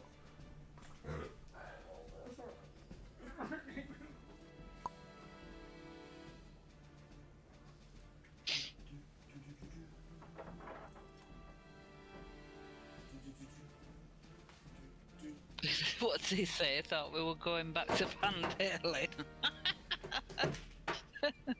Yeah, pretty much. You had it all ready for us last time and we bypassed it. Yeah, funny that. Bloody hilarious, isn't it? What are you whinging at? So, I got a 3. where are we in relation to this creature currently? Round the other side of the cavern. So it's coming through the entrance, you're right at the other side. Okay. Does that help? Right. Ow! You always roll crap for initiative, we know this. Yeah, you don't need to slap me in the face. It is known. So yeah, you've got a few minutes to decide if there's anything you want to do while I get this all set up. Murder turkeys. That's all I'm gonna say. See what you know.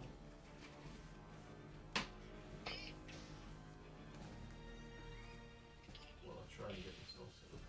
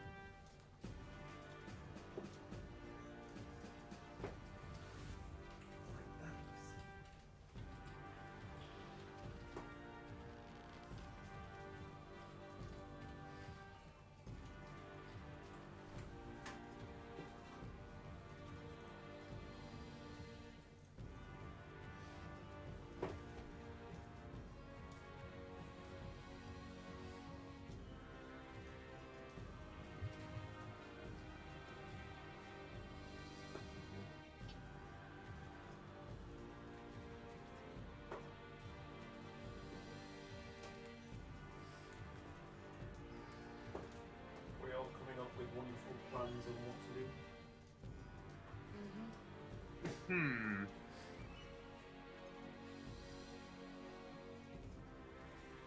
a yes, no, maybe. I'm thinking of whether to summon one saber-toothed tiger or 8 murder turkeys.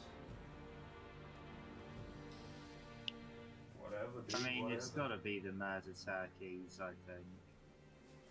Because, yeah. Let me just quickly pull up the stat sheet for saber-toothed tiger. Right, so... Are you limited by the size you can conjure, though? No. Yeah, so I can do up to a level 2 challenge rating. And one of the ones that actually lists is saber-toothed tiger. Here we go. So... You can zoom in on that a bit, I think.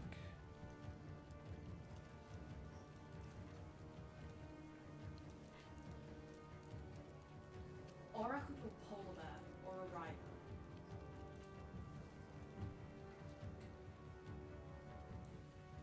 Okay, so this is where you guys are. At the back here. So who was investigating the chest? Was that Harrison? Zool with a resub. Thank you for the resub there, Zool. So... Yeah, I believe it was. Or was it the bookcase? No, the bookcase. The bookcase. So you'd finished with the chest and you'd moved on to the bookcase. Yeah. So yeah, there we go. We've got Evelyn just loitering around the back here. Gio are probably pawing around the chest still. Carlton there, keeping watch with Malkuth over this side, I would guess. And the lumbering form making its way down into the cave just there.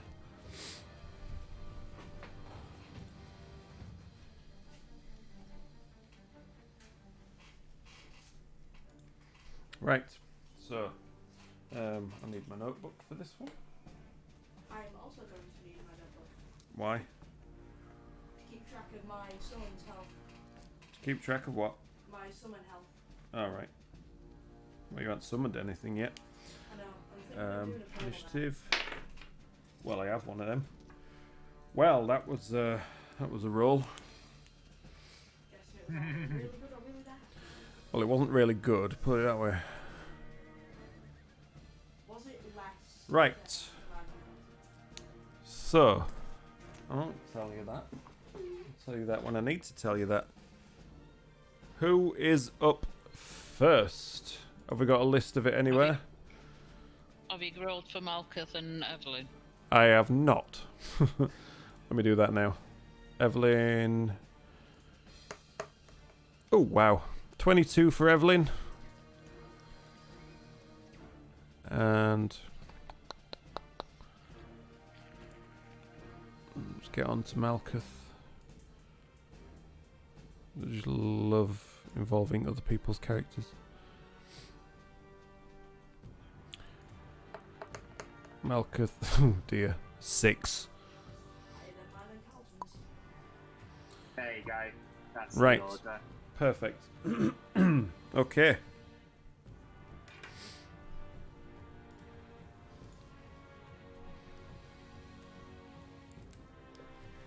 Harrison, you're up first. What you gonna do? I presume I am within 80 feet of it. Easily. So I am going to take the first pot shot with my crossbow. Okay, so you spin around, take aim with the crossbow. Doing good. Zool, how are you doing? 11. 7 to hit. So, what's up now? Why? What? Well, that was stupid. God, We've already done break. Anyway, so yeah, as you spin around, hearing this noise, seeing this creature lumbering into sight, you take aim, fire, it just ducks out of the way, and the bolt just impacts into the side of the cave. Miss.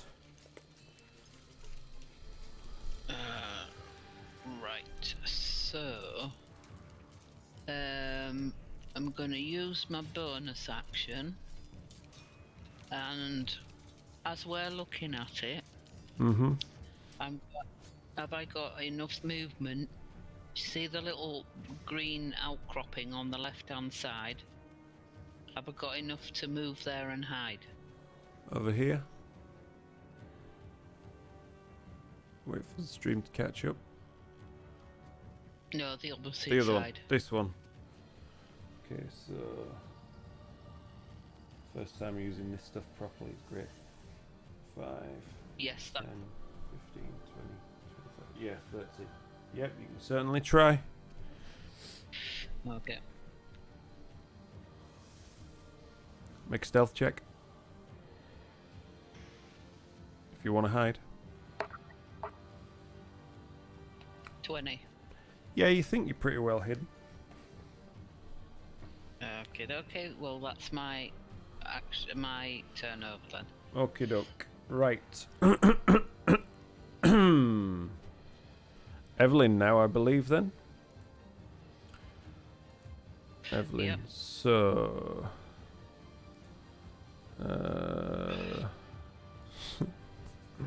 you two. You're funny. 4 and a 3. So, Evelyn. What's Evelyn gonna do? Evelyn's gonna take a step up here onto the high ground. As a Star Wars fan, she feels that would be the best course of action. Let's see what she's got.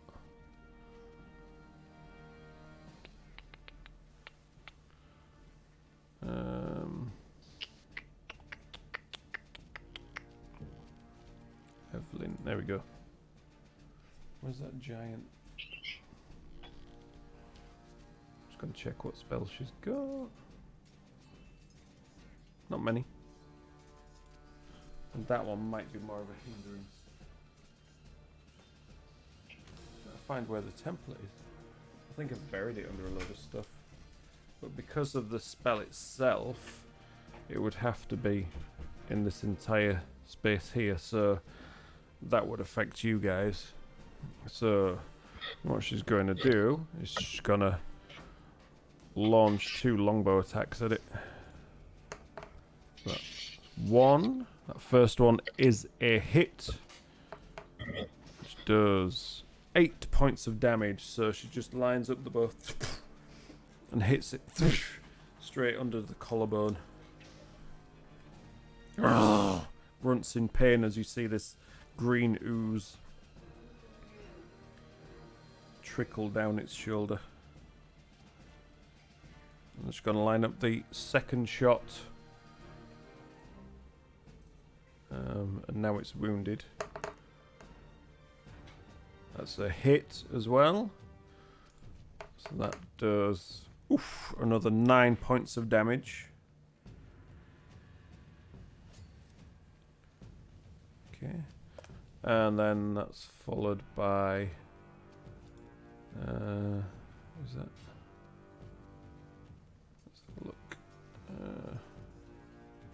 Once per turn, when you hit a creature with a weapon attack, the creature takes an extra D8 damage if it's below its HP maximum. Yes, so that does an extra D8 damage.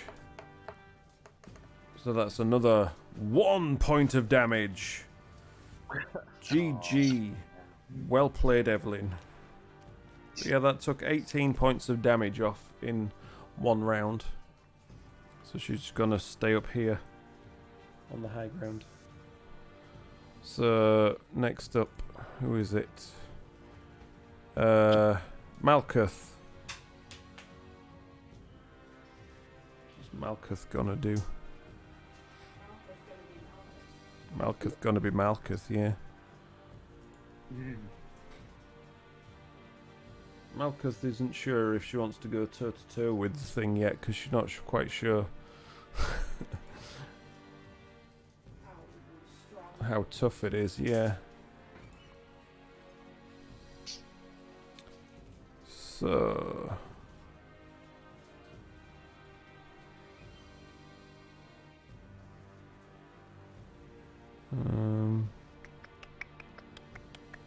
what else has she got? Breath weapon. Yeah, breath weapons 15 feet cone, and the other one's 30-foot line. That might be worth doing.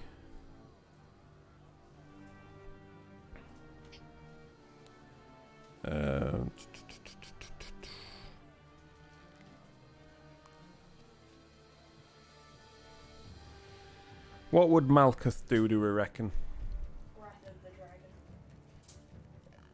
Yeah, I reckon, because she's not in combat, is she? Nope. So she'd have to move within range of it.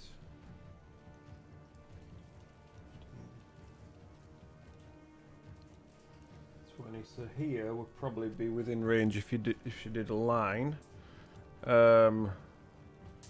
Right, she can pick acid, cold, fire, lightning, or poison. Which one would you reckon? Lightning. Okie dokie. So.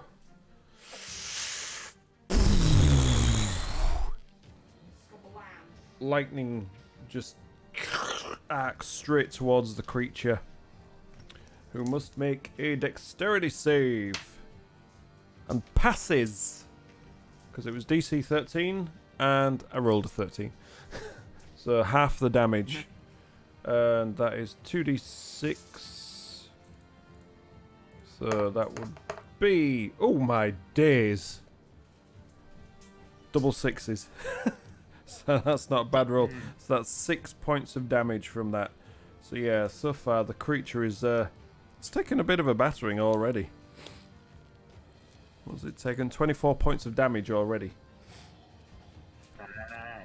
So that's... does she have any bonus actions? No, only went in melee. So, Carlton, you're up. Okay, wow, you must have rolled terribly for initiative for the creature. I mean, so, I told you. Okay then, I would like to swing on a star. Next. I would like to move next to Malkuth. Okay. And cast 10. Guiding Bolt. 20. So you got 10 movement left after that. I think you're 30 movement, is that right? I do, yes. Right, Guiding Bolt, attack roll. Go for Is it. it actually going to hit this time? Don't know. Natural 20! Oh, this thing is dead. Right. Yeah, that's a hit. So, yeah. Wow, I've missed, like, most of the time with this and I roll in that 20. Okay, right, 8d6 damage coming up. What type of damage? 20, radiant damage. Okay. 21 points of damage. Oof. Which is actually a bit rubbish for... If this isn't dead, I will be very surprised. It's looking a bit beaten up now. And the next attack roll made against it is with advantage. Is with advantage. Yep, I'll just pop this on it. Just so we can see that. Okay. Is that your go? And then for my bonus action, I charge up a Wrathful Smite. And I end my turn there. Okay. What's your dex? My dex is 13. Roll off. Okay. Ooh. I wish I had one of my newbies on me, but I wasn't going to ever tell me that. That's a 6. The beast is up. So it lumbers towards you two. Heavy footsteps echoing throughout the chamber. And it barrels straight into Carlton. Just check something.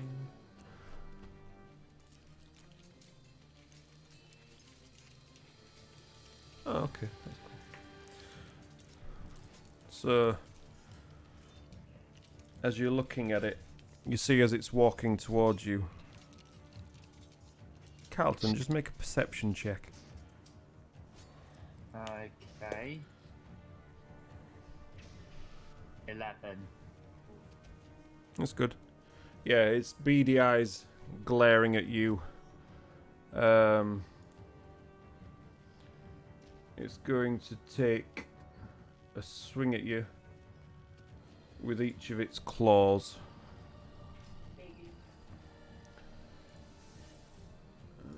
Okay, so first swing is a 19 to hit. Yeah, that hits. Okay, so that does... Oh, jeez. Dude. That's twice now I've done that. Once digitally and once... Oh, that's double 6. Yeah. It's double 6. So that's 16 points of damage from the first hit. Okay. Yeah, Okay. sorry, I rolled max damage on that one. Yeah. And the second one is a 20 to hit. Yeah. And that one does 9 points of damage. Okay. And then, as it slashes at you across your breastplate, you try and block it as best as you can, but it just carves into you. It's going to try and bite down on you as well. Okay.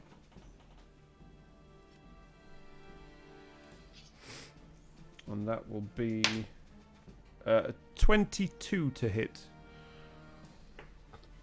You Does the hit me 22 every hit? time. Wow. Yeah. And that is another 7 points of piercing damage. Oh. Wow. Two. I just took 32 points of damage in one turn. I'm glad that wasn't me. I'd be on 1 health. Gioa, you are up. Now there's a polar bear. Now there's a polar bear. Yes. Sorry, would you like to expand on that, or No. there is a polar bear. You do not know where it is, or what it is, or anything. That. I just said it's a polar bear. Okay. So what's the polar bears? What did you roll for? Initiative. All right. You get Okay. stone initiative. All right. 3 plus for initiative, so we've got 7. Dex plus 0. So it's just 7. 7. Okay, so add that into the list somewhere. And guess what? We have a polar bear mini.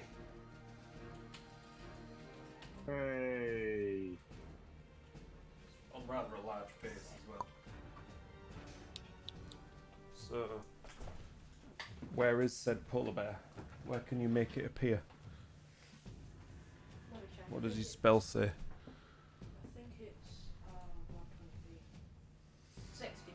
60 feet, okay. Right. 10, 50. So, yeah, anywhere within here, really. There. Oops, shit. Evelyn's fallen off. So, this polar bear just randomly appears. No, I just do this. And then a polar bear appears. So this polar bear just randomly appears after a little Spark does... Oh, sorry, after Gioa does a load of random movements.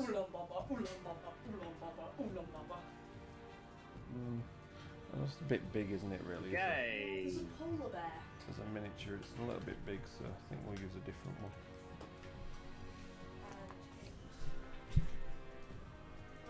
Tell you what, we'll go with this one. What do you reckon? That's actually. Yeah, there we go. Boom. So where's it Because that's where it does. going? So it goes Oh, just. pass me trinket. We'll get there in the end. Wait.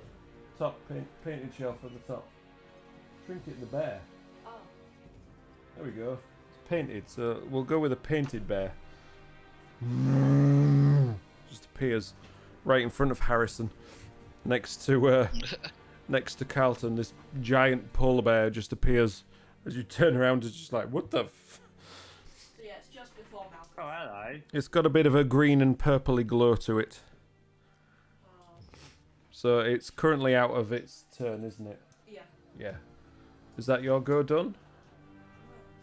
Because you are back here, so you've now turned around, obviously. Brought this bear out of the Fey realm. Is that where it's come from? Yeah. Yeah. Well, let's see.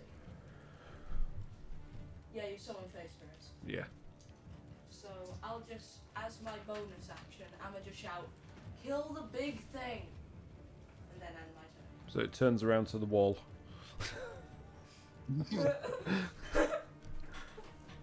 Okay. Right, I think that's everybody gone now, so we're back to top of the round. Was that Harrison? So, is there enough room for me to get in within melee range of it? Yes. Any chance of getting round behind and flanking it? No. I feel like this thing's gonna die before it gets to my whole list. No, you'd just be... Yeah, out of flank. You can get into the side of it, but you've not quite got enough movement to get around enough to flank it with these two. back. Yeah. As long as I can get into melee range of it then. Yeah, so you can get round to the side over here. Right. You've got the high So- ground on one of these steps. So, fancy footwork with my rapier. Yep. The first attack. 20 to hit. It's a hit.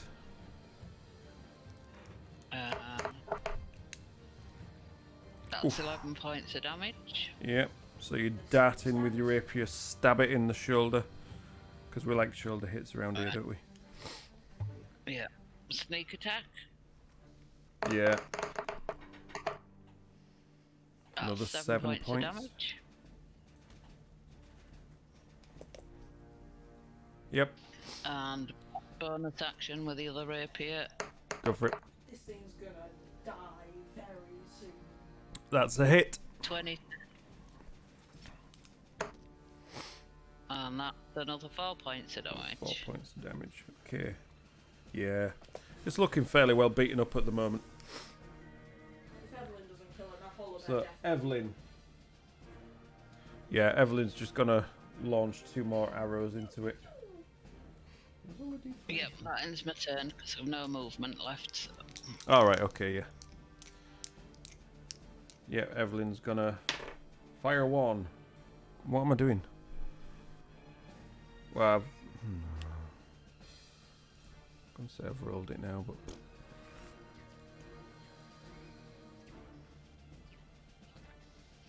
Six plus 6, so that's a miss on the first one. Second, that's a hit. It was a 19. But yeah, that's definitely a hit. So that's a mighty 5 points of damage.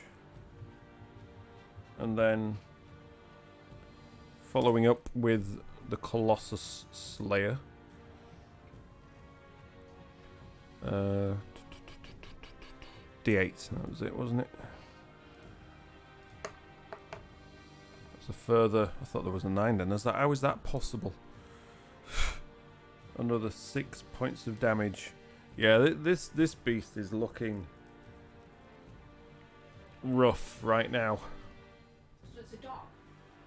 For fuck's sake, dude, shut up. Right, so who's next? Bear. Malkuth. No, my bear rolled a 7. What did Malkuth get? 6. Oh, alright then. Bear then. Bear Grylls. Yes! Polar Bear Grylls.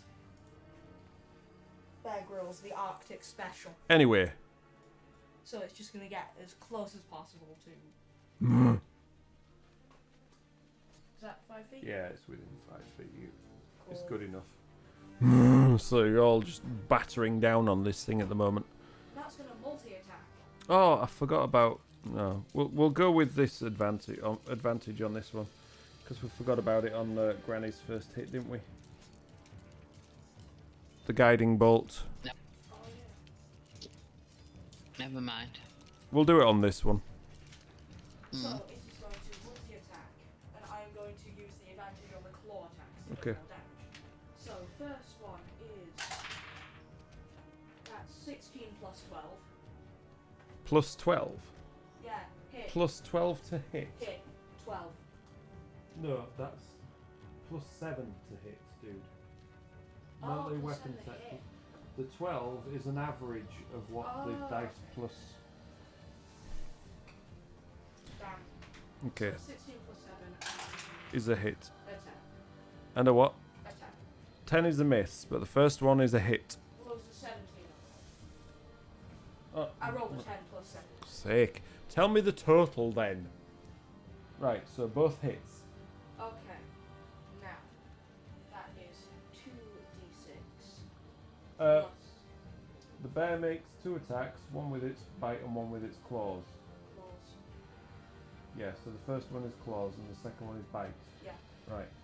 I thought you were trying to do them both with claws then. So it rears up to bring its claws down and rake across it. Dealing 8 plus 5. 8 plus 5, so that's 12 points of damage. And I mean, then you should know that, dude. the bite is a 9 plus 7, so that's 16. Ooh. It's down. So, whose is that? Yeah, it's down. With the bite, you just chow down on the damn thing. I'm still gonna roll for damage. You just did roll for damage. That was your damage. What? It's 16. But you'd already hit it. You hit it twice. Oh, okay. So what was... Alright, what was the damage on the second... 4. You what? It was 4 plus 5, so 9. So the damage was 9. Yeah. So yeah, it's down. Okay. So yeah, it just topples over. Hits the floor. Eyes closed, spark out. I go over and pet my bear. Is it your turn? Oh, it's not? Is it your turn? No, I thought combat was over. Never think. So, So I'm not allowed to think now. no, you're not allowed to think now. So that was the bear's turn. Be Malkuth's turn now. What do you think Malkuth would do? Punch it. Punch it? Yeah. Down on the floor. Loot it. Loot it. Yeah, Punch it and just probably. make sure it's dead. Well, little Spark seems to think she'd punch it, so yeah. Give it a smack Just full on backhand it. as it's down. So that's an advantage, isn't it? Yeah, it would be.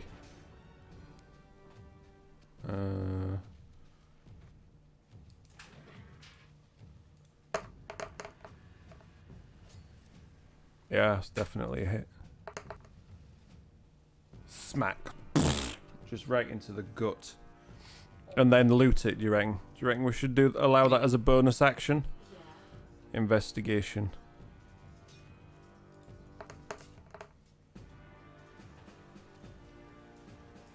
Nope. Just having a quick look around it. No, she doesn't seem to see anything on it at all.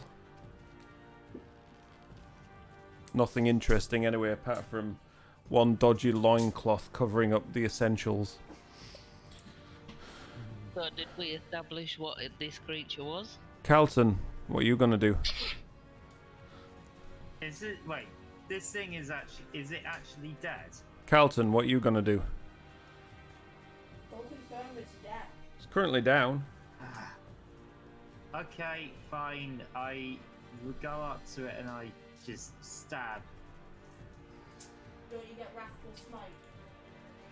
Roll Yeah, to hit. right. 27 to hit. And that is 10 plus... that's 10 slashing damage plus 2... is it psychic damage? Don't know. Hang on a second. Yeah, 2 psychic damage. 2 psychic so damage, that's 12 damage in total. And I stab at it again. 22 to hit. For 12 damage. So yeah, you just they're laying into it, carving chunks out of it, opening up gaping wounds. And there's bleeding all over the place.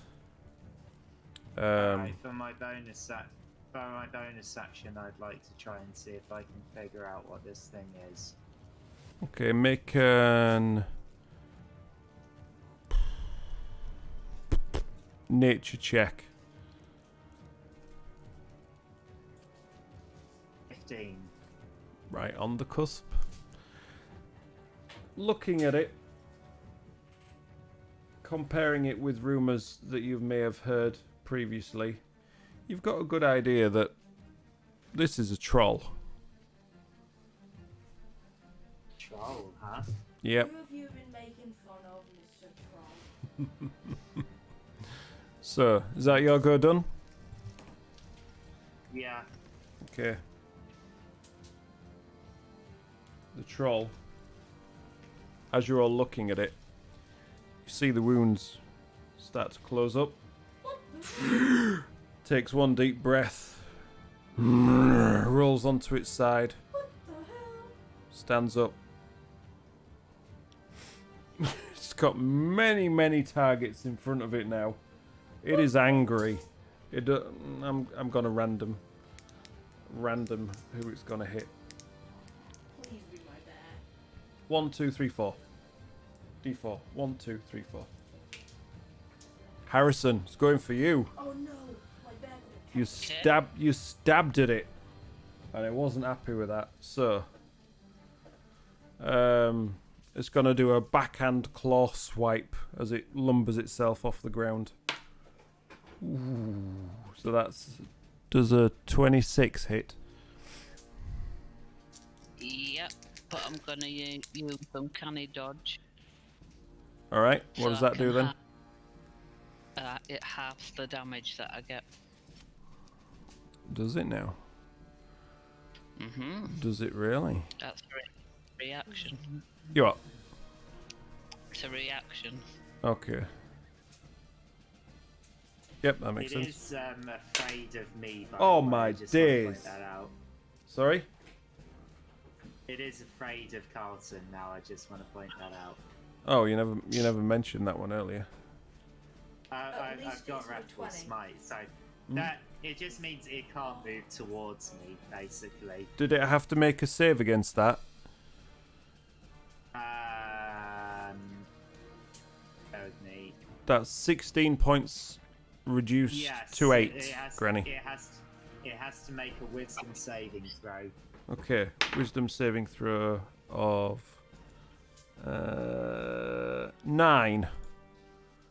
No, that fails. Okay, so it's frightened. So it's fearful for its I'm sure I've got... here we go. Yeah, look at that, I've got a frightened one. Must have used that last time. first time you actually have. So it has disadvantage if attacking you, we say. Yeah. And it Okay. can't get close. And it can't get closer than being stood right next to you. Right, okay. Yeah. Okay, so that first hit, 8 points of damage on Harrison. Yeah. Gonna take as it turns around to have another swing with its other set of claws. Oof, Jesus, that's 24. Yep. And that one is 11 points of damage. Okay. And it's gonna try and have a bite at you as well. There we go. Does a 9 hit? No. So as it tries to lunge in with its mouth, you just flick it away with the rapier, and it just rears back in pain as you deflect the teeth away. Kiowa, you're up. Oh.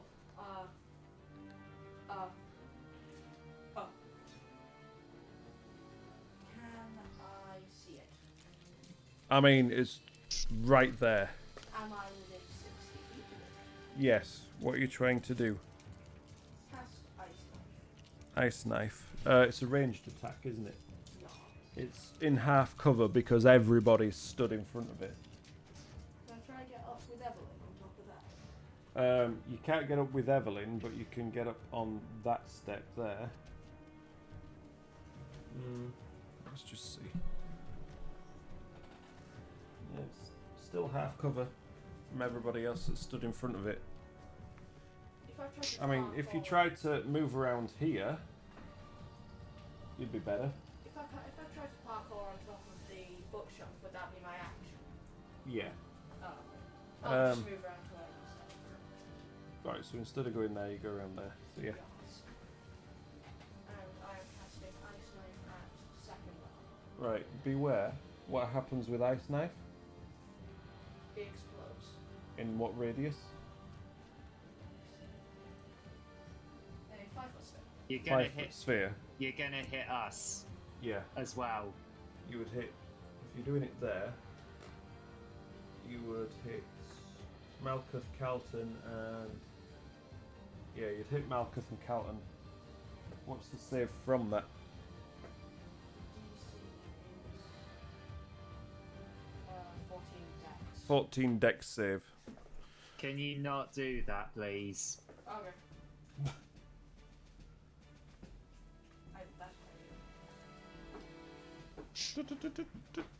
My better idea is pocket sand Okay. directly behind it. Probably better off standing there if that's what you're going to do then, so you can actually see the space you're aiming at. Cool. So I will pull out my pocket sand, yeet it. Oolam baba, oolam baba, oolam baba. Actually, wait, no, never mind. That's also concentration. I can't do that. Oh, you can't do that and keep the polar bear up. Yeah. Okay. Well, you better come up with something quick. You ain't got I'll much just time. produce flames. Okay. All reliable. Tell you what, you go back there then. Still reliable. That is 17 to hit. That is a hit. And 2d8. That is 4 plus 7. 4 plus 7. 11. 7. 11 damage. So, you scorch across the side. You see its eyes reel back in its head again. Topples over once more. Hits the ground with a giant thud. Is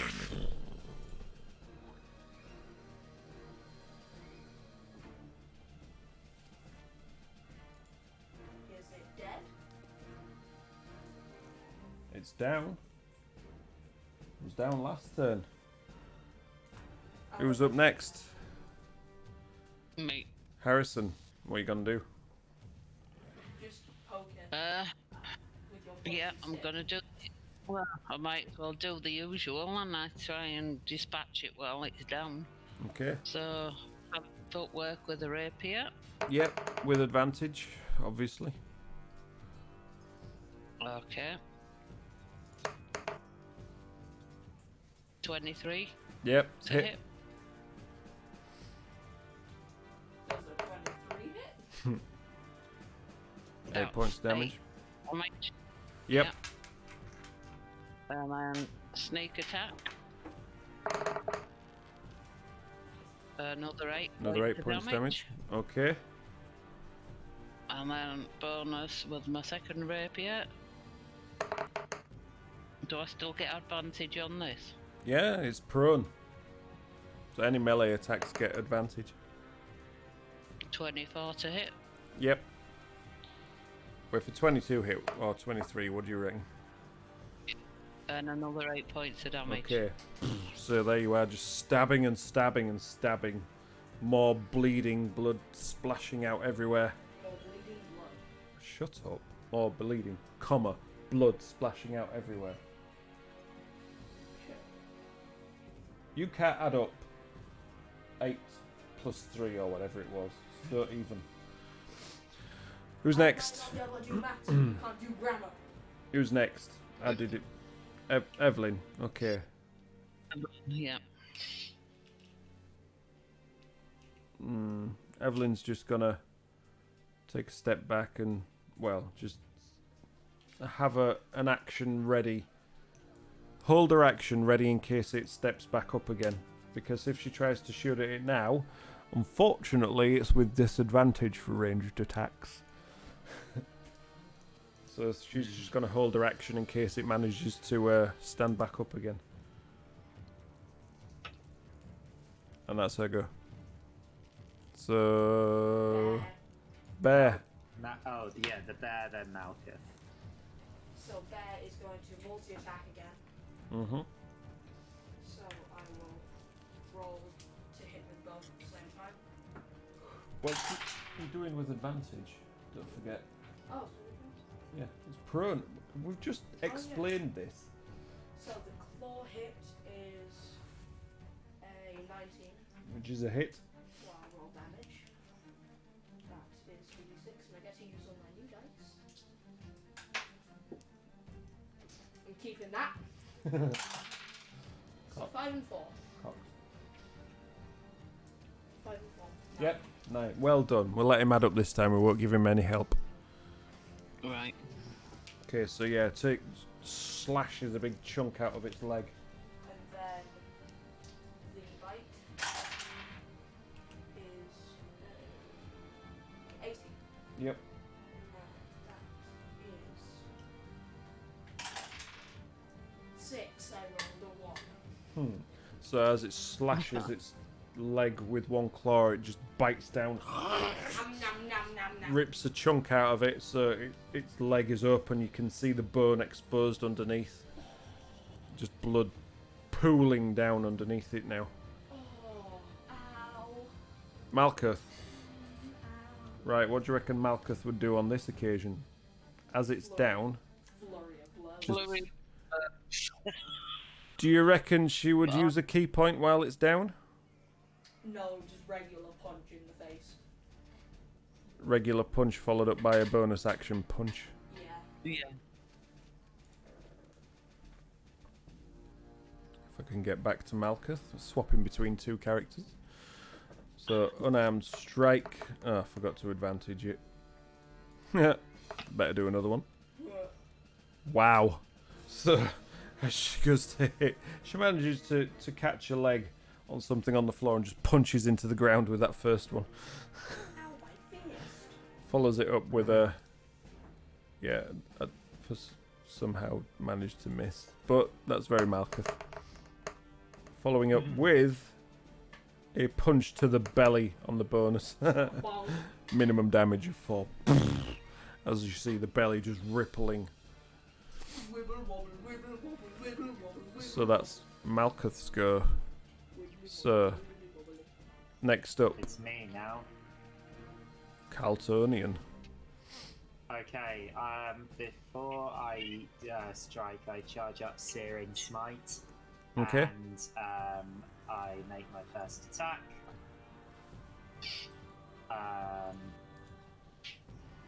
23 to hit, which obviously hits. Okay, and that is 13 slashing plus 6 fire damage, so that is 19 in total. Okay. Oh. Oh, Next attack. Next attack is a 26 to hit and deals 9 slashing damage. Okay, so this thing is just carved to pieces. There's bits of flesh hanging off it. You see bones exposed. There's guts hanging out of it everywhere. You're just carving it into pieces on the floor, just hacking burning and hacking, and there's scorch marks from where your first hit was, from Gioa's. That's a lot of damage. Yeah, from Gioa's produced flame, burn all over one side of it. You wait for something to happen. You wait a bit longer. Nothing's happening. The wounds aren't closing up. It's just bleeding out more. You figure pretty much it is now dead. I run over and kick it. I was about to say, how is this thing not dead yet? Yeah, something you did in that last round stops it coming back. I'm gonna go over and pet my bear. How long does it last? Well, I think we should go, guys, because we obviously found everything here. I think we should go.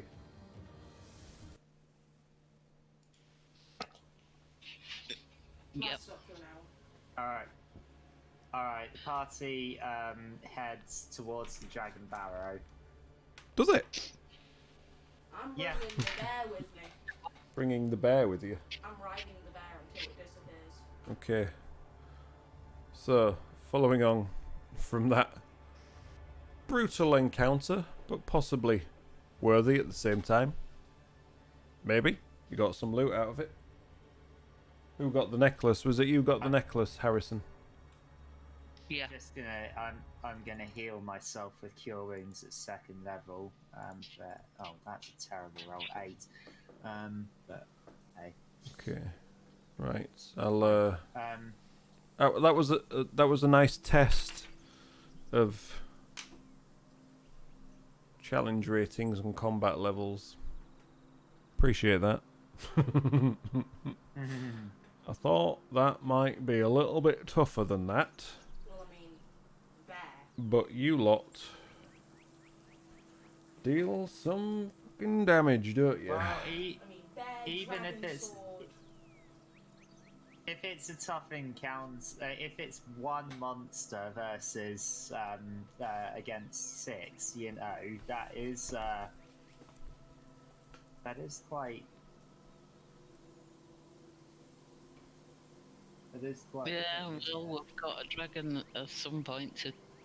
Yeah. Not Yeah. sorry. Anyway, so I might have to find the dragon and mate.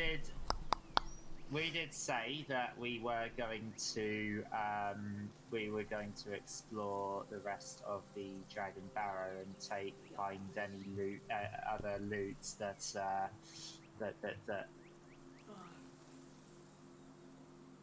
we did. So that's where we're headed next. Okie Now, dokie. obviously, I wasn't at that session, so you're gonna have to help me with which bits were explored and which weren't, and So, pretty all much. that. Yeah, but the two regulars here were at that session, so you know.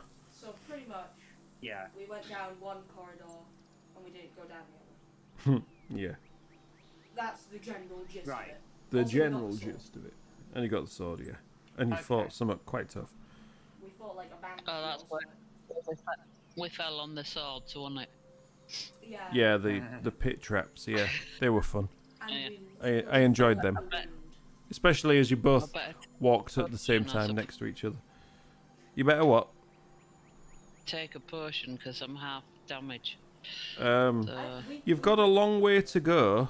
Also, we You've got at least from here, you're talking how big's one of these? Where's my oh yeah, 1, 5, 5, 10, 15, 20, 25, I keep forgetting 30, I've got my 35. goggles of night on so I can see. You got about 40 miles to go. So that's more than a day's journey. also, you know, I can go healing slap. So, when we encounter, Healing slap. You Yeah. can also do a short rest and use hit dice as well, you know. There's many options for healing rather than using a potion. potion. Yeah. Okay, fair So- play. If we've got 40 miles to go, then we should just go. Yeah. And, It's a long walk if you're heading straight through the forest. I'm just gonna Okay. walk. It's an even longer walk if you're leaving the forest, but you know. Yeah, I'm gonna just. well, yeah, we'll head. Evelyn, lead us through the forest, please. Okay.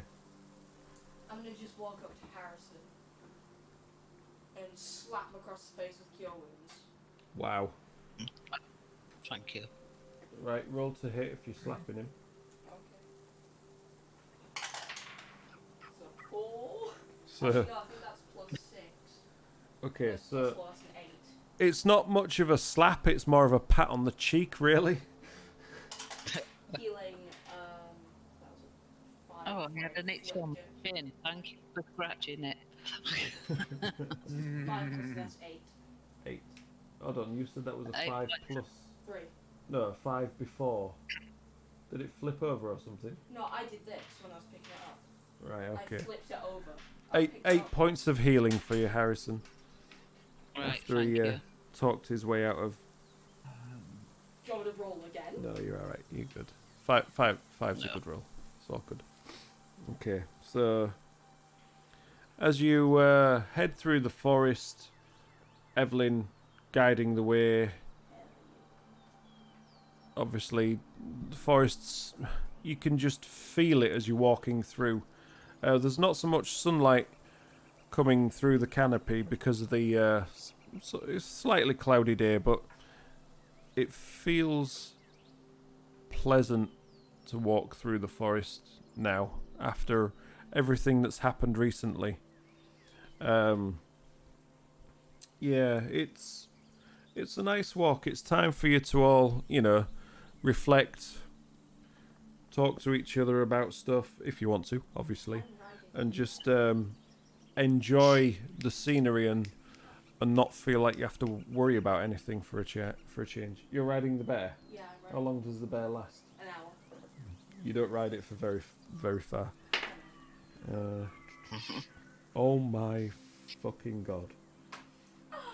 Naughty word. Oh my fucking. Well, that's the dragon. Yeah, it feels really pleasant and you're really relaxed. Then a dragon swoops down.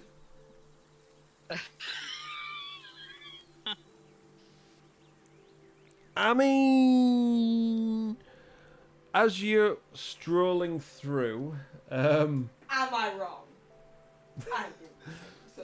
you might not be entirely right though.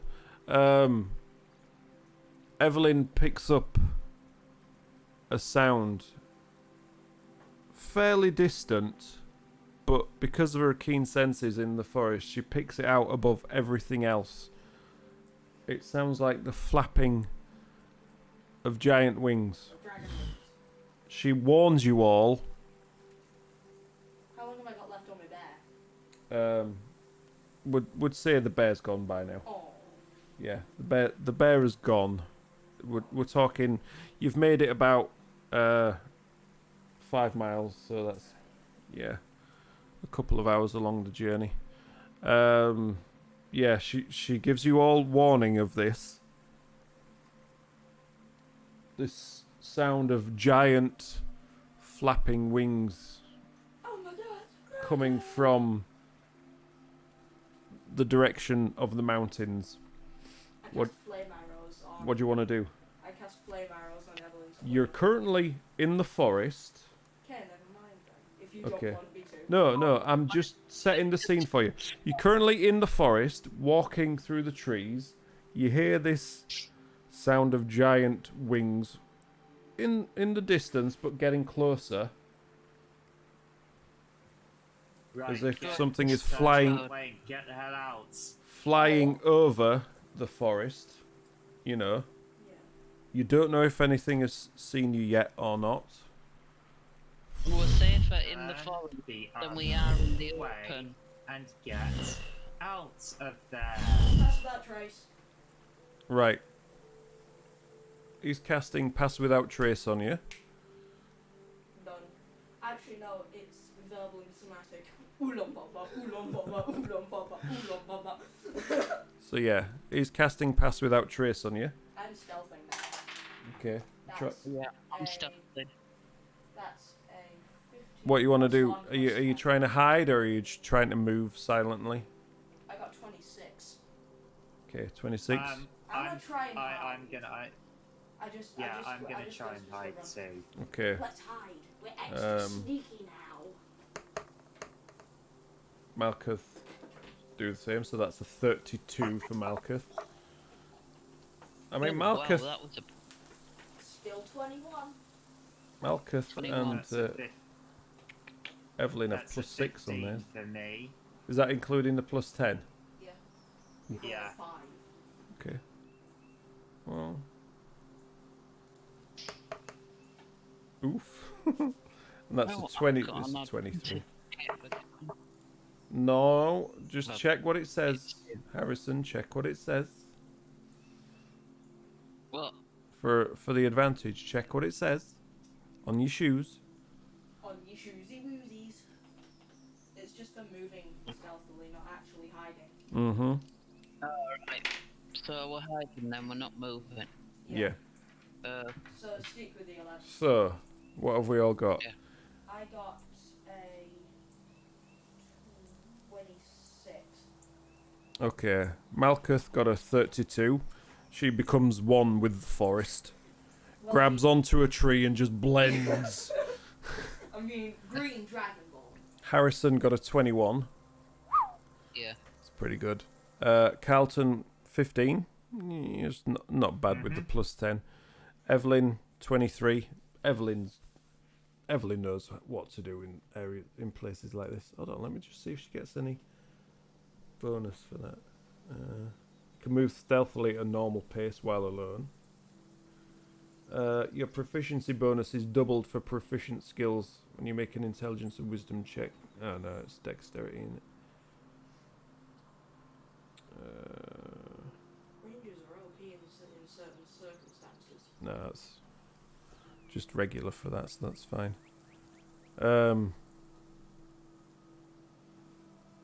What did you get?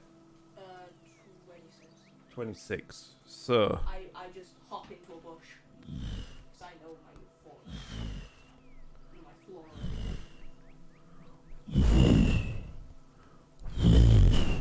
you just hear this beating of wings getting closer and closer. Not slowing down at all. Just passes overhead. You just look up and see these bright white scales as the huge form of this dragon just passes over.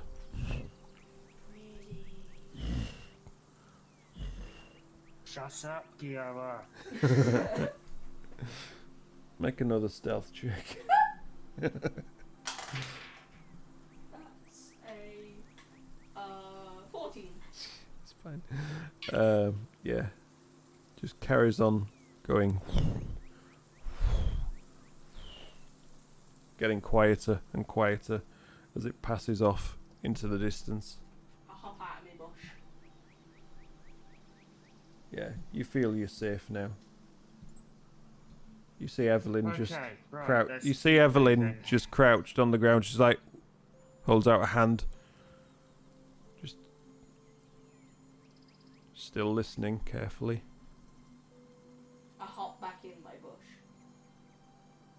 And then eventually her hand goes down. Okay, now I get out. And she stands up, ready to carry on the journey. I just say, where's Malkuth gone? It just pops out from hugging the tree. Even the guards couldn't see me. Fuses with the tree. Yeah, I literally... Let's go, everyone. First time I've remembered to roll for it, and I rolled Neverwinter on the table.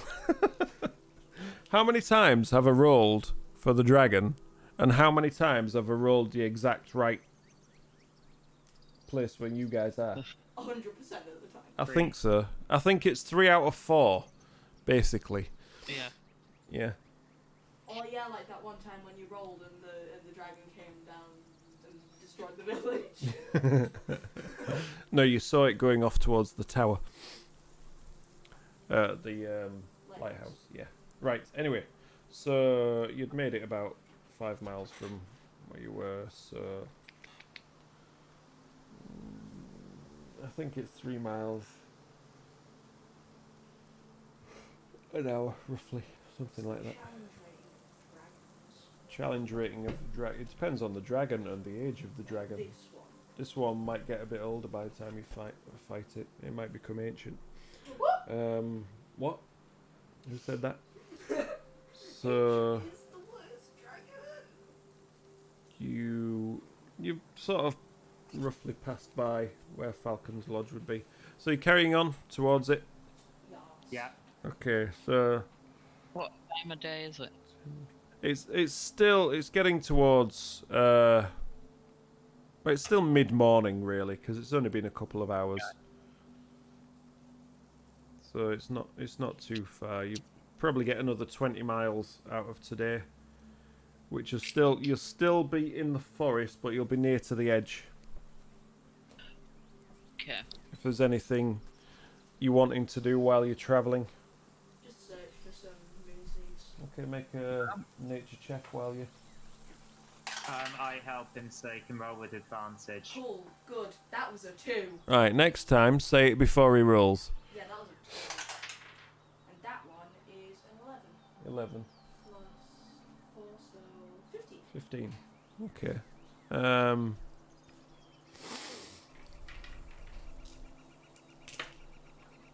You managed to find 14 seeds. Ooh. I just wave on Carl. Hey, look, seeds. Moon seeds. Yeah, you find this little bush just growing from the base of this tree between the roots. Yeah. And you managed to harvest all the seeds that are growing on it currently. So you can either keep them to yourself or you can share them with Carlton. Can I have some, please? Yeah, of course. How many did we find last time? Oh, sorry, was it only like 12. 3 each? It's you kept 8, I kept 4, so I'll take 4 again, and you keep the rest. Cool. So you get another 10. You're better than me at this spell, so Yeah, you're better at slicing chunks off things. I now have 18 moon seeds. It's a lot of moon seeds. Mm-hmm. It's probably like 4 spells worth. I should maybe just do it Okay. as that.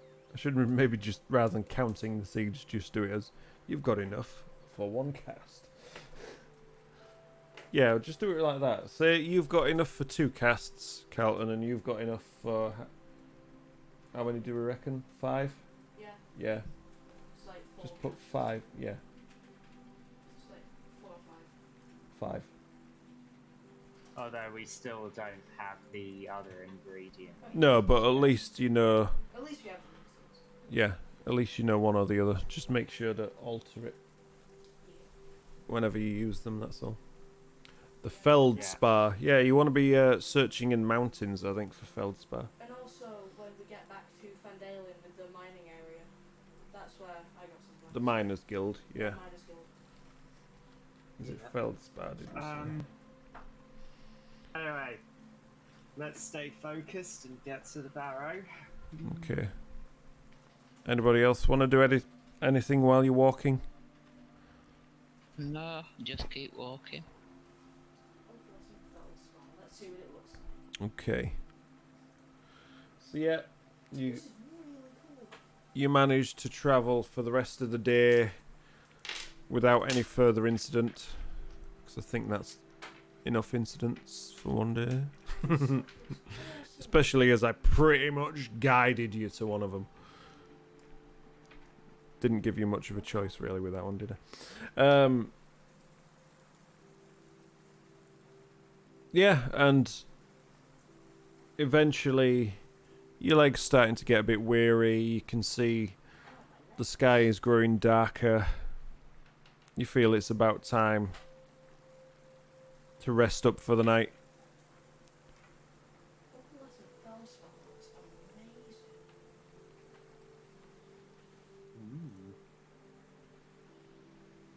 or you can keep going. Yeah, that's probably. No. If we're getting tired, we gotta camp for the night. Okay, so you break out your camping gear. You set up a little camp in a nice secluded zone this time. Rather than camping out in a clearing, you think, judging from the last encounter, it might be better to hide underneath the canopy. So yeah, you break out your tents in amongst the roots of the trees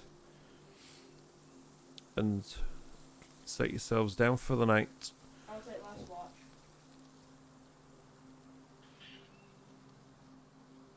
I'll take first watch. Okay. Team back at it again for first watch. So you and Harrison first. Yeah, Evelyn and Malkuth second. And then me all on my own.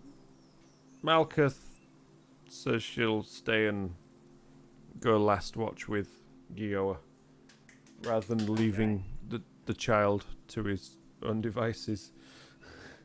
Probably going to a squirrel. Okay. Like a tree. If you two want to decide between you if you want to roll separately or one of you roll with advantage for perception. You've got better perception than me, so you roll with advantage. Right, okay.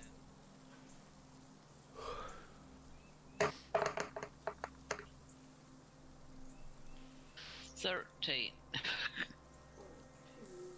No, 13. Okay.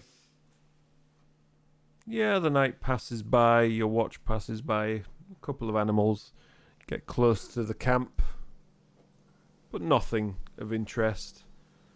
Just a random fox sniffing around, sees you, turns and darts off the other way. But yeah, everything goes smoothly and swimmingly. So, Sweet. you wake up Evelyn for her turn on watch. So doesn't Evelyn get advantage? No, she gets an extra +3. Ah. Extra double proficiency bonus. Oh, yeah.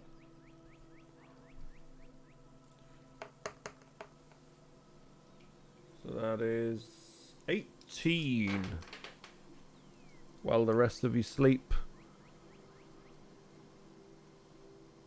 Eventually Evelyn comes along and wakes you up for your watch. Okay. So what's And Malkuth. What's Malkuth's perception?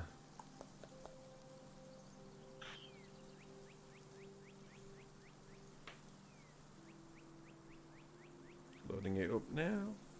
+2. Okay, mine's higher. So she will assist you. Good job, that was a 6. And that was a 10, so that was 13. 13.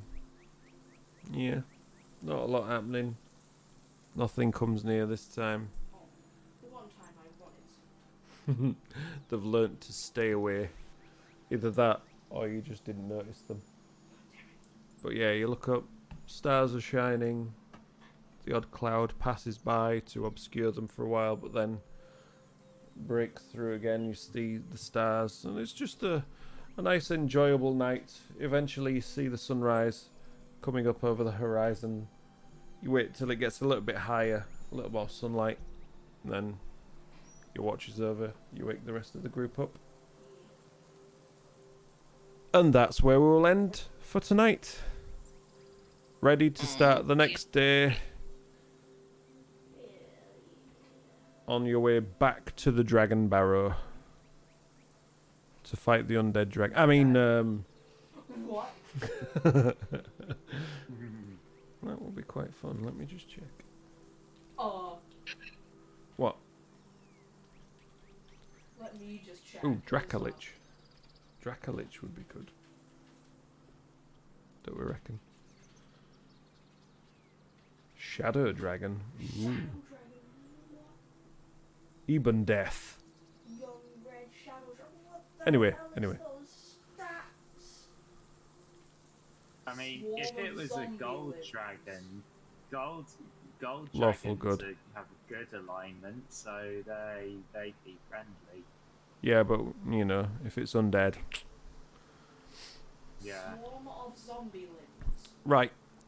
Anyway, yes, it was enjoyable. A little bit combat, a little bit of exploration. Thank you guys for being the regulars. No problem. Carlton's loot being, you know, rock bands today. Yeah. Let it burn, let it burn. Let it burn. Don't put the fire out today. I was also tempted to do this. Big fluffy unicorns dotting on rainbows. Big fluffy unicorns dotting on rainbows. Big fluffy unicorns dotting on rainbows. Big fluffy unicorns dotting on rainbows. Yes, that's the thing that exists now. That's on the internet now. I can't take that back. Oh dear. Oh dear, oh dear, oh dear. Young white dragon. It's cool, isn't it? But the only trouble is, Gioa, or should I say Little Spark, is also running this campaign with his friends. And I think that he's already had an encounter with the dragon. So unfortunately, he's already seen the stats for the bloody dragon. Don't remember them. Psh, whatevs. Yeah, well, you know, 80. That part of being a D&D player is if you know the stuff, you know, not to metagame unless your character knows that stuff. So he's probably right though. He probably will forget the bloody thing. But yeah, right. So I just looked up the stuff. I looked up the stuff for the troll, and found out why it didn't regenerate. But what was that about metagaming? Well, no, I'm just saying that Carlton didn't know that, so I didn't. I just used Searing Smite because that's what Carlton would have done anyway. But I knew that already. I used Wrathful Smite first. Yeah, I think Gioa accidentally got forced into using Produce Flame. Yeah. So that might have helped a little bit. Yeah, but yes. Basically, I was going to suggest dragging it out into the sunlight to turn it to stone. You see, you've watched and read too much Hobbit there, haven't you? Yeah. I have a spell that lets me just summon daylight. So we could have. Is it called Daylight? Yeah. Fun fact, guys. I have a natural and very 20? Irrational fear of things being turned to stone. Oh, that's a new one. That's a new one. I've never heard that one before. I actually like if that happens in any fictional story, even if it's not done in a really scary way, and it can be done in a very scary way, it really makes me feel sick to the stomach. Right, okay. It's good to know that. Because obviously there are many creatures in the D&D universe that can do that. So is that one of the things that we should possibly avoid trying to use in homebrew? If it's going to affect... No, if it's going to affect you in a negative way... I don't think so. If it's like in the mind, it's more It's more if I see Right, okay. pictures, So it's more visceral. or if it's more if I see pictures or I see animation or visuals of it happening. Even if it's really bad animation or really bad special effects, it still freaks me out. Yeah.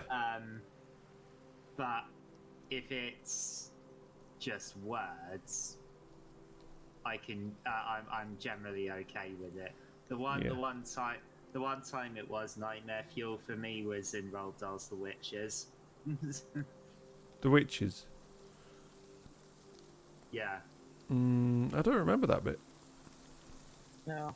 But anyway, we'll not make you relive it. Oh, right, okay, in the book. It's not in the film. It's in the book when the grandma's describing how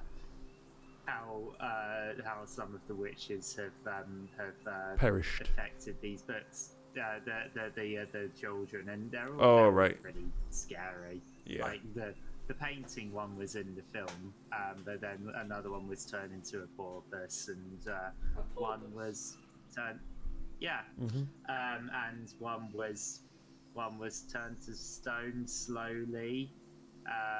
Which is nightmare fuel. Was it turned into that on purpose? Oh, God. Right, on that note, I shall end the stream here. We can continue the chat afterwards if need be, but for now, good night, everybody. God bless. We'll see you next time. Good night. Ladies.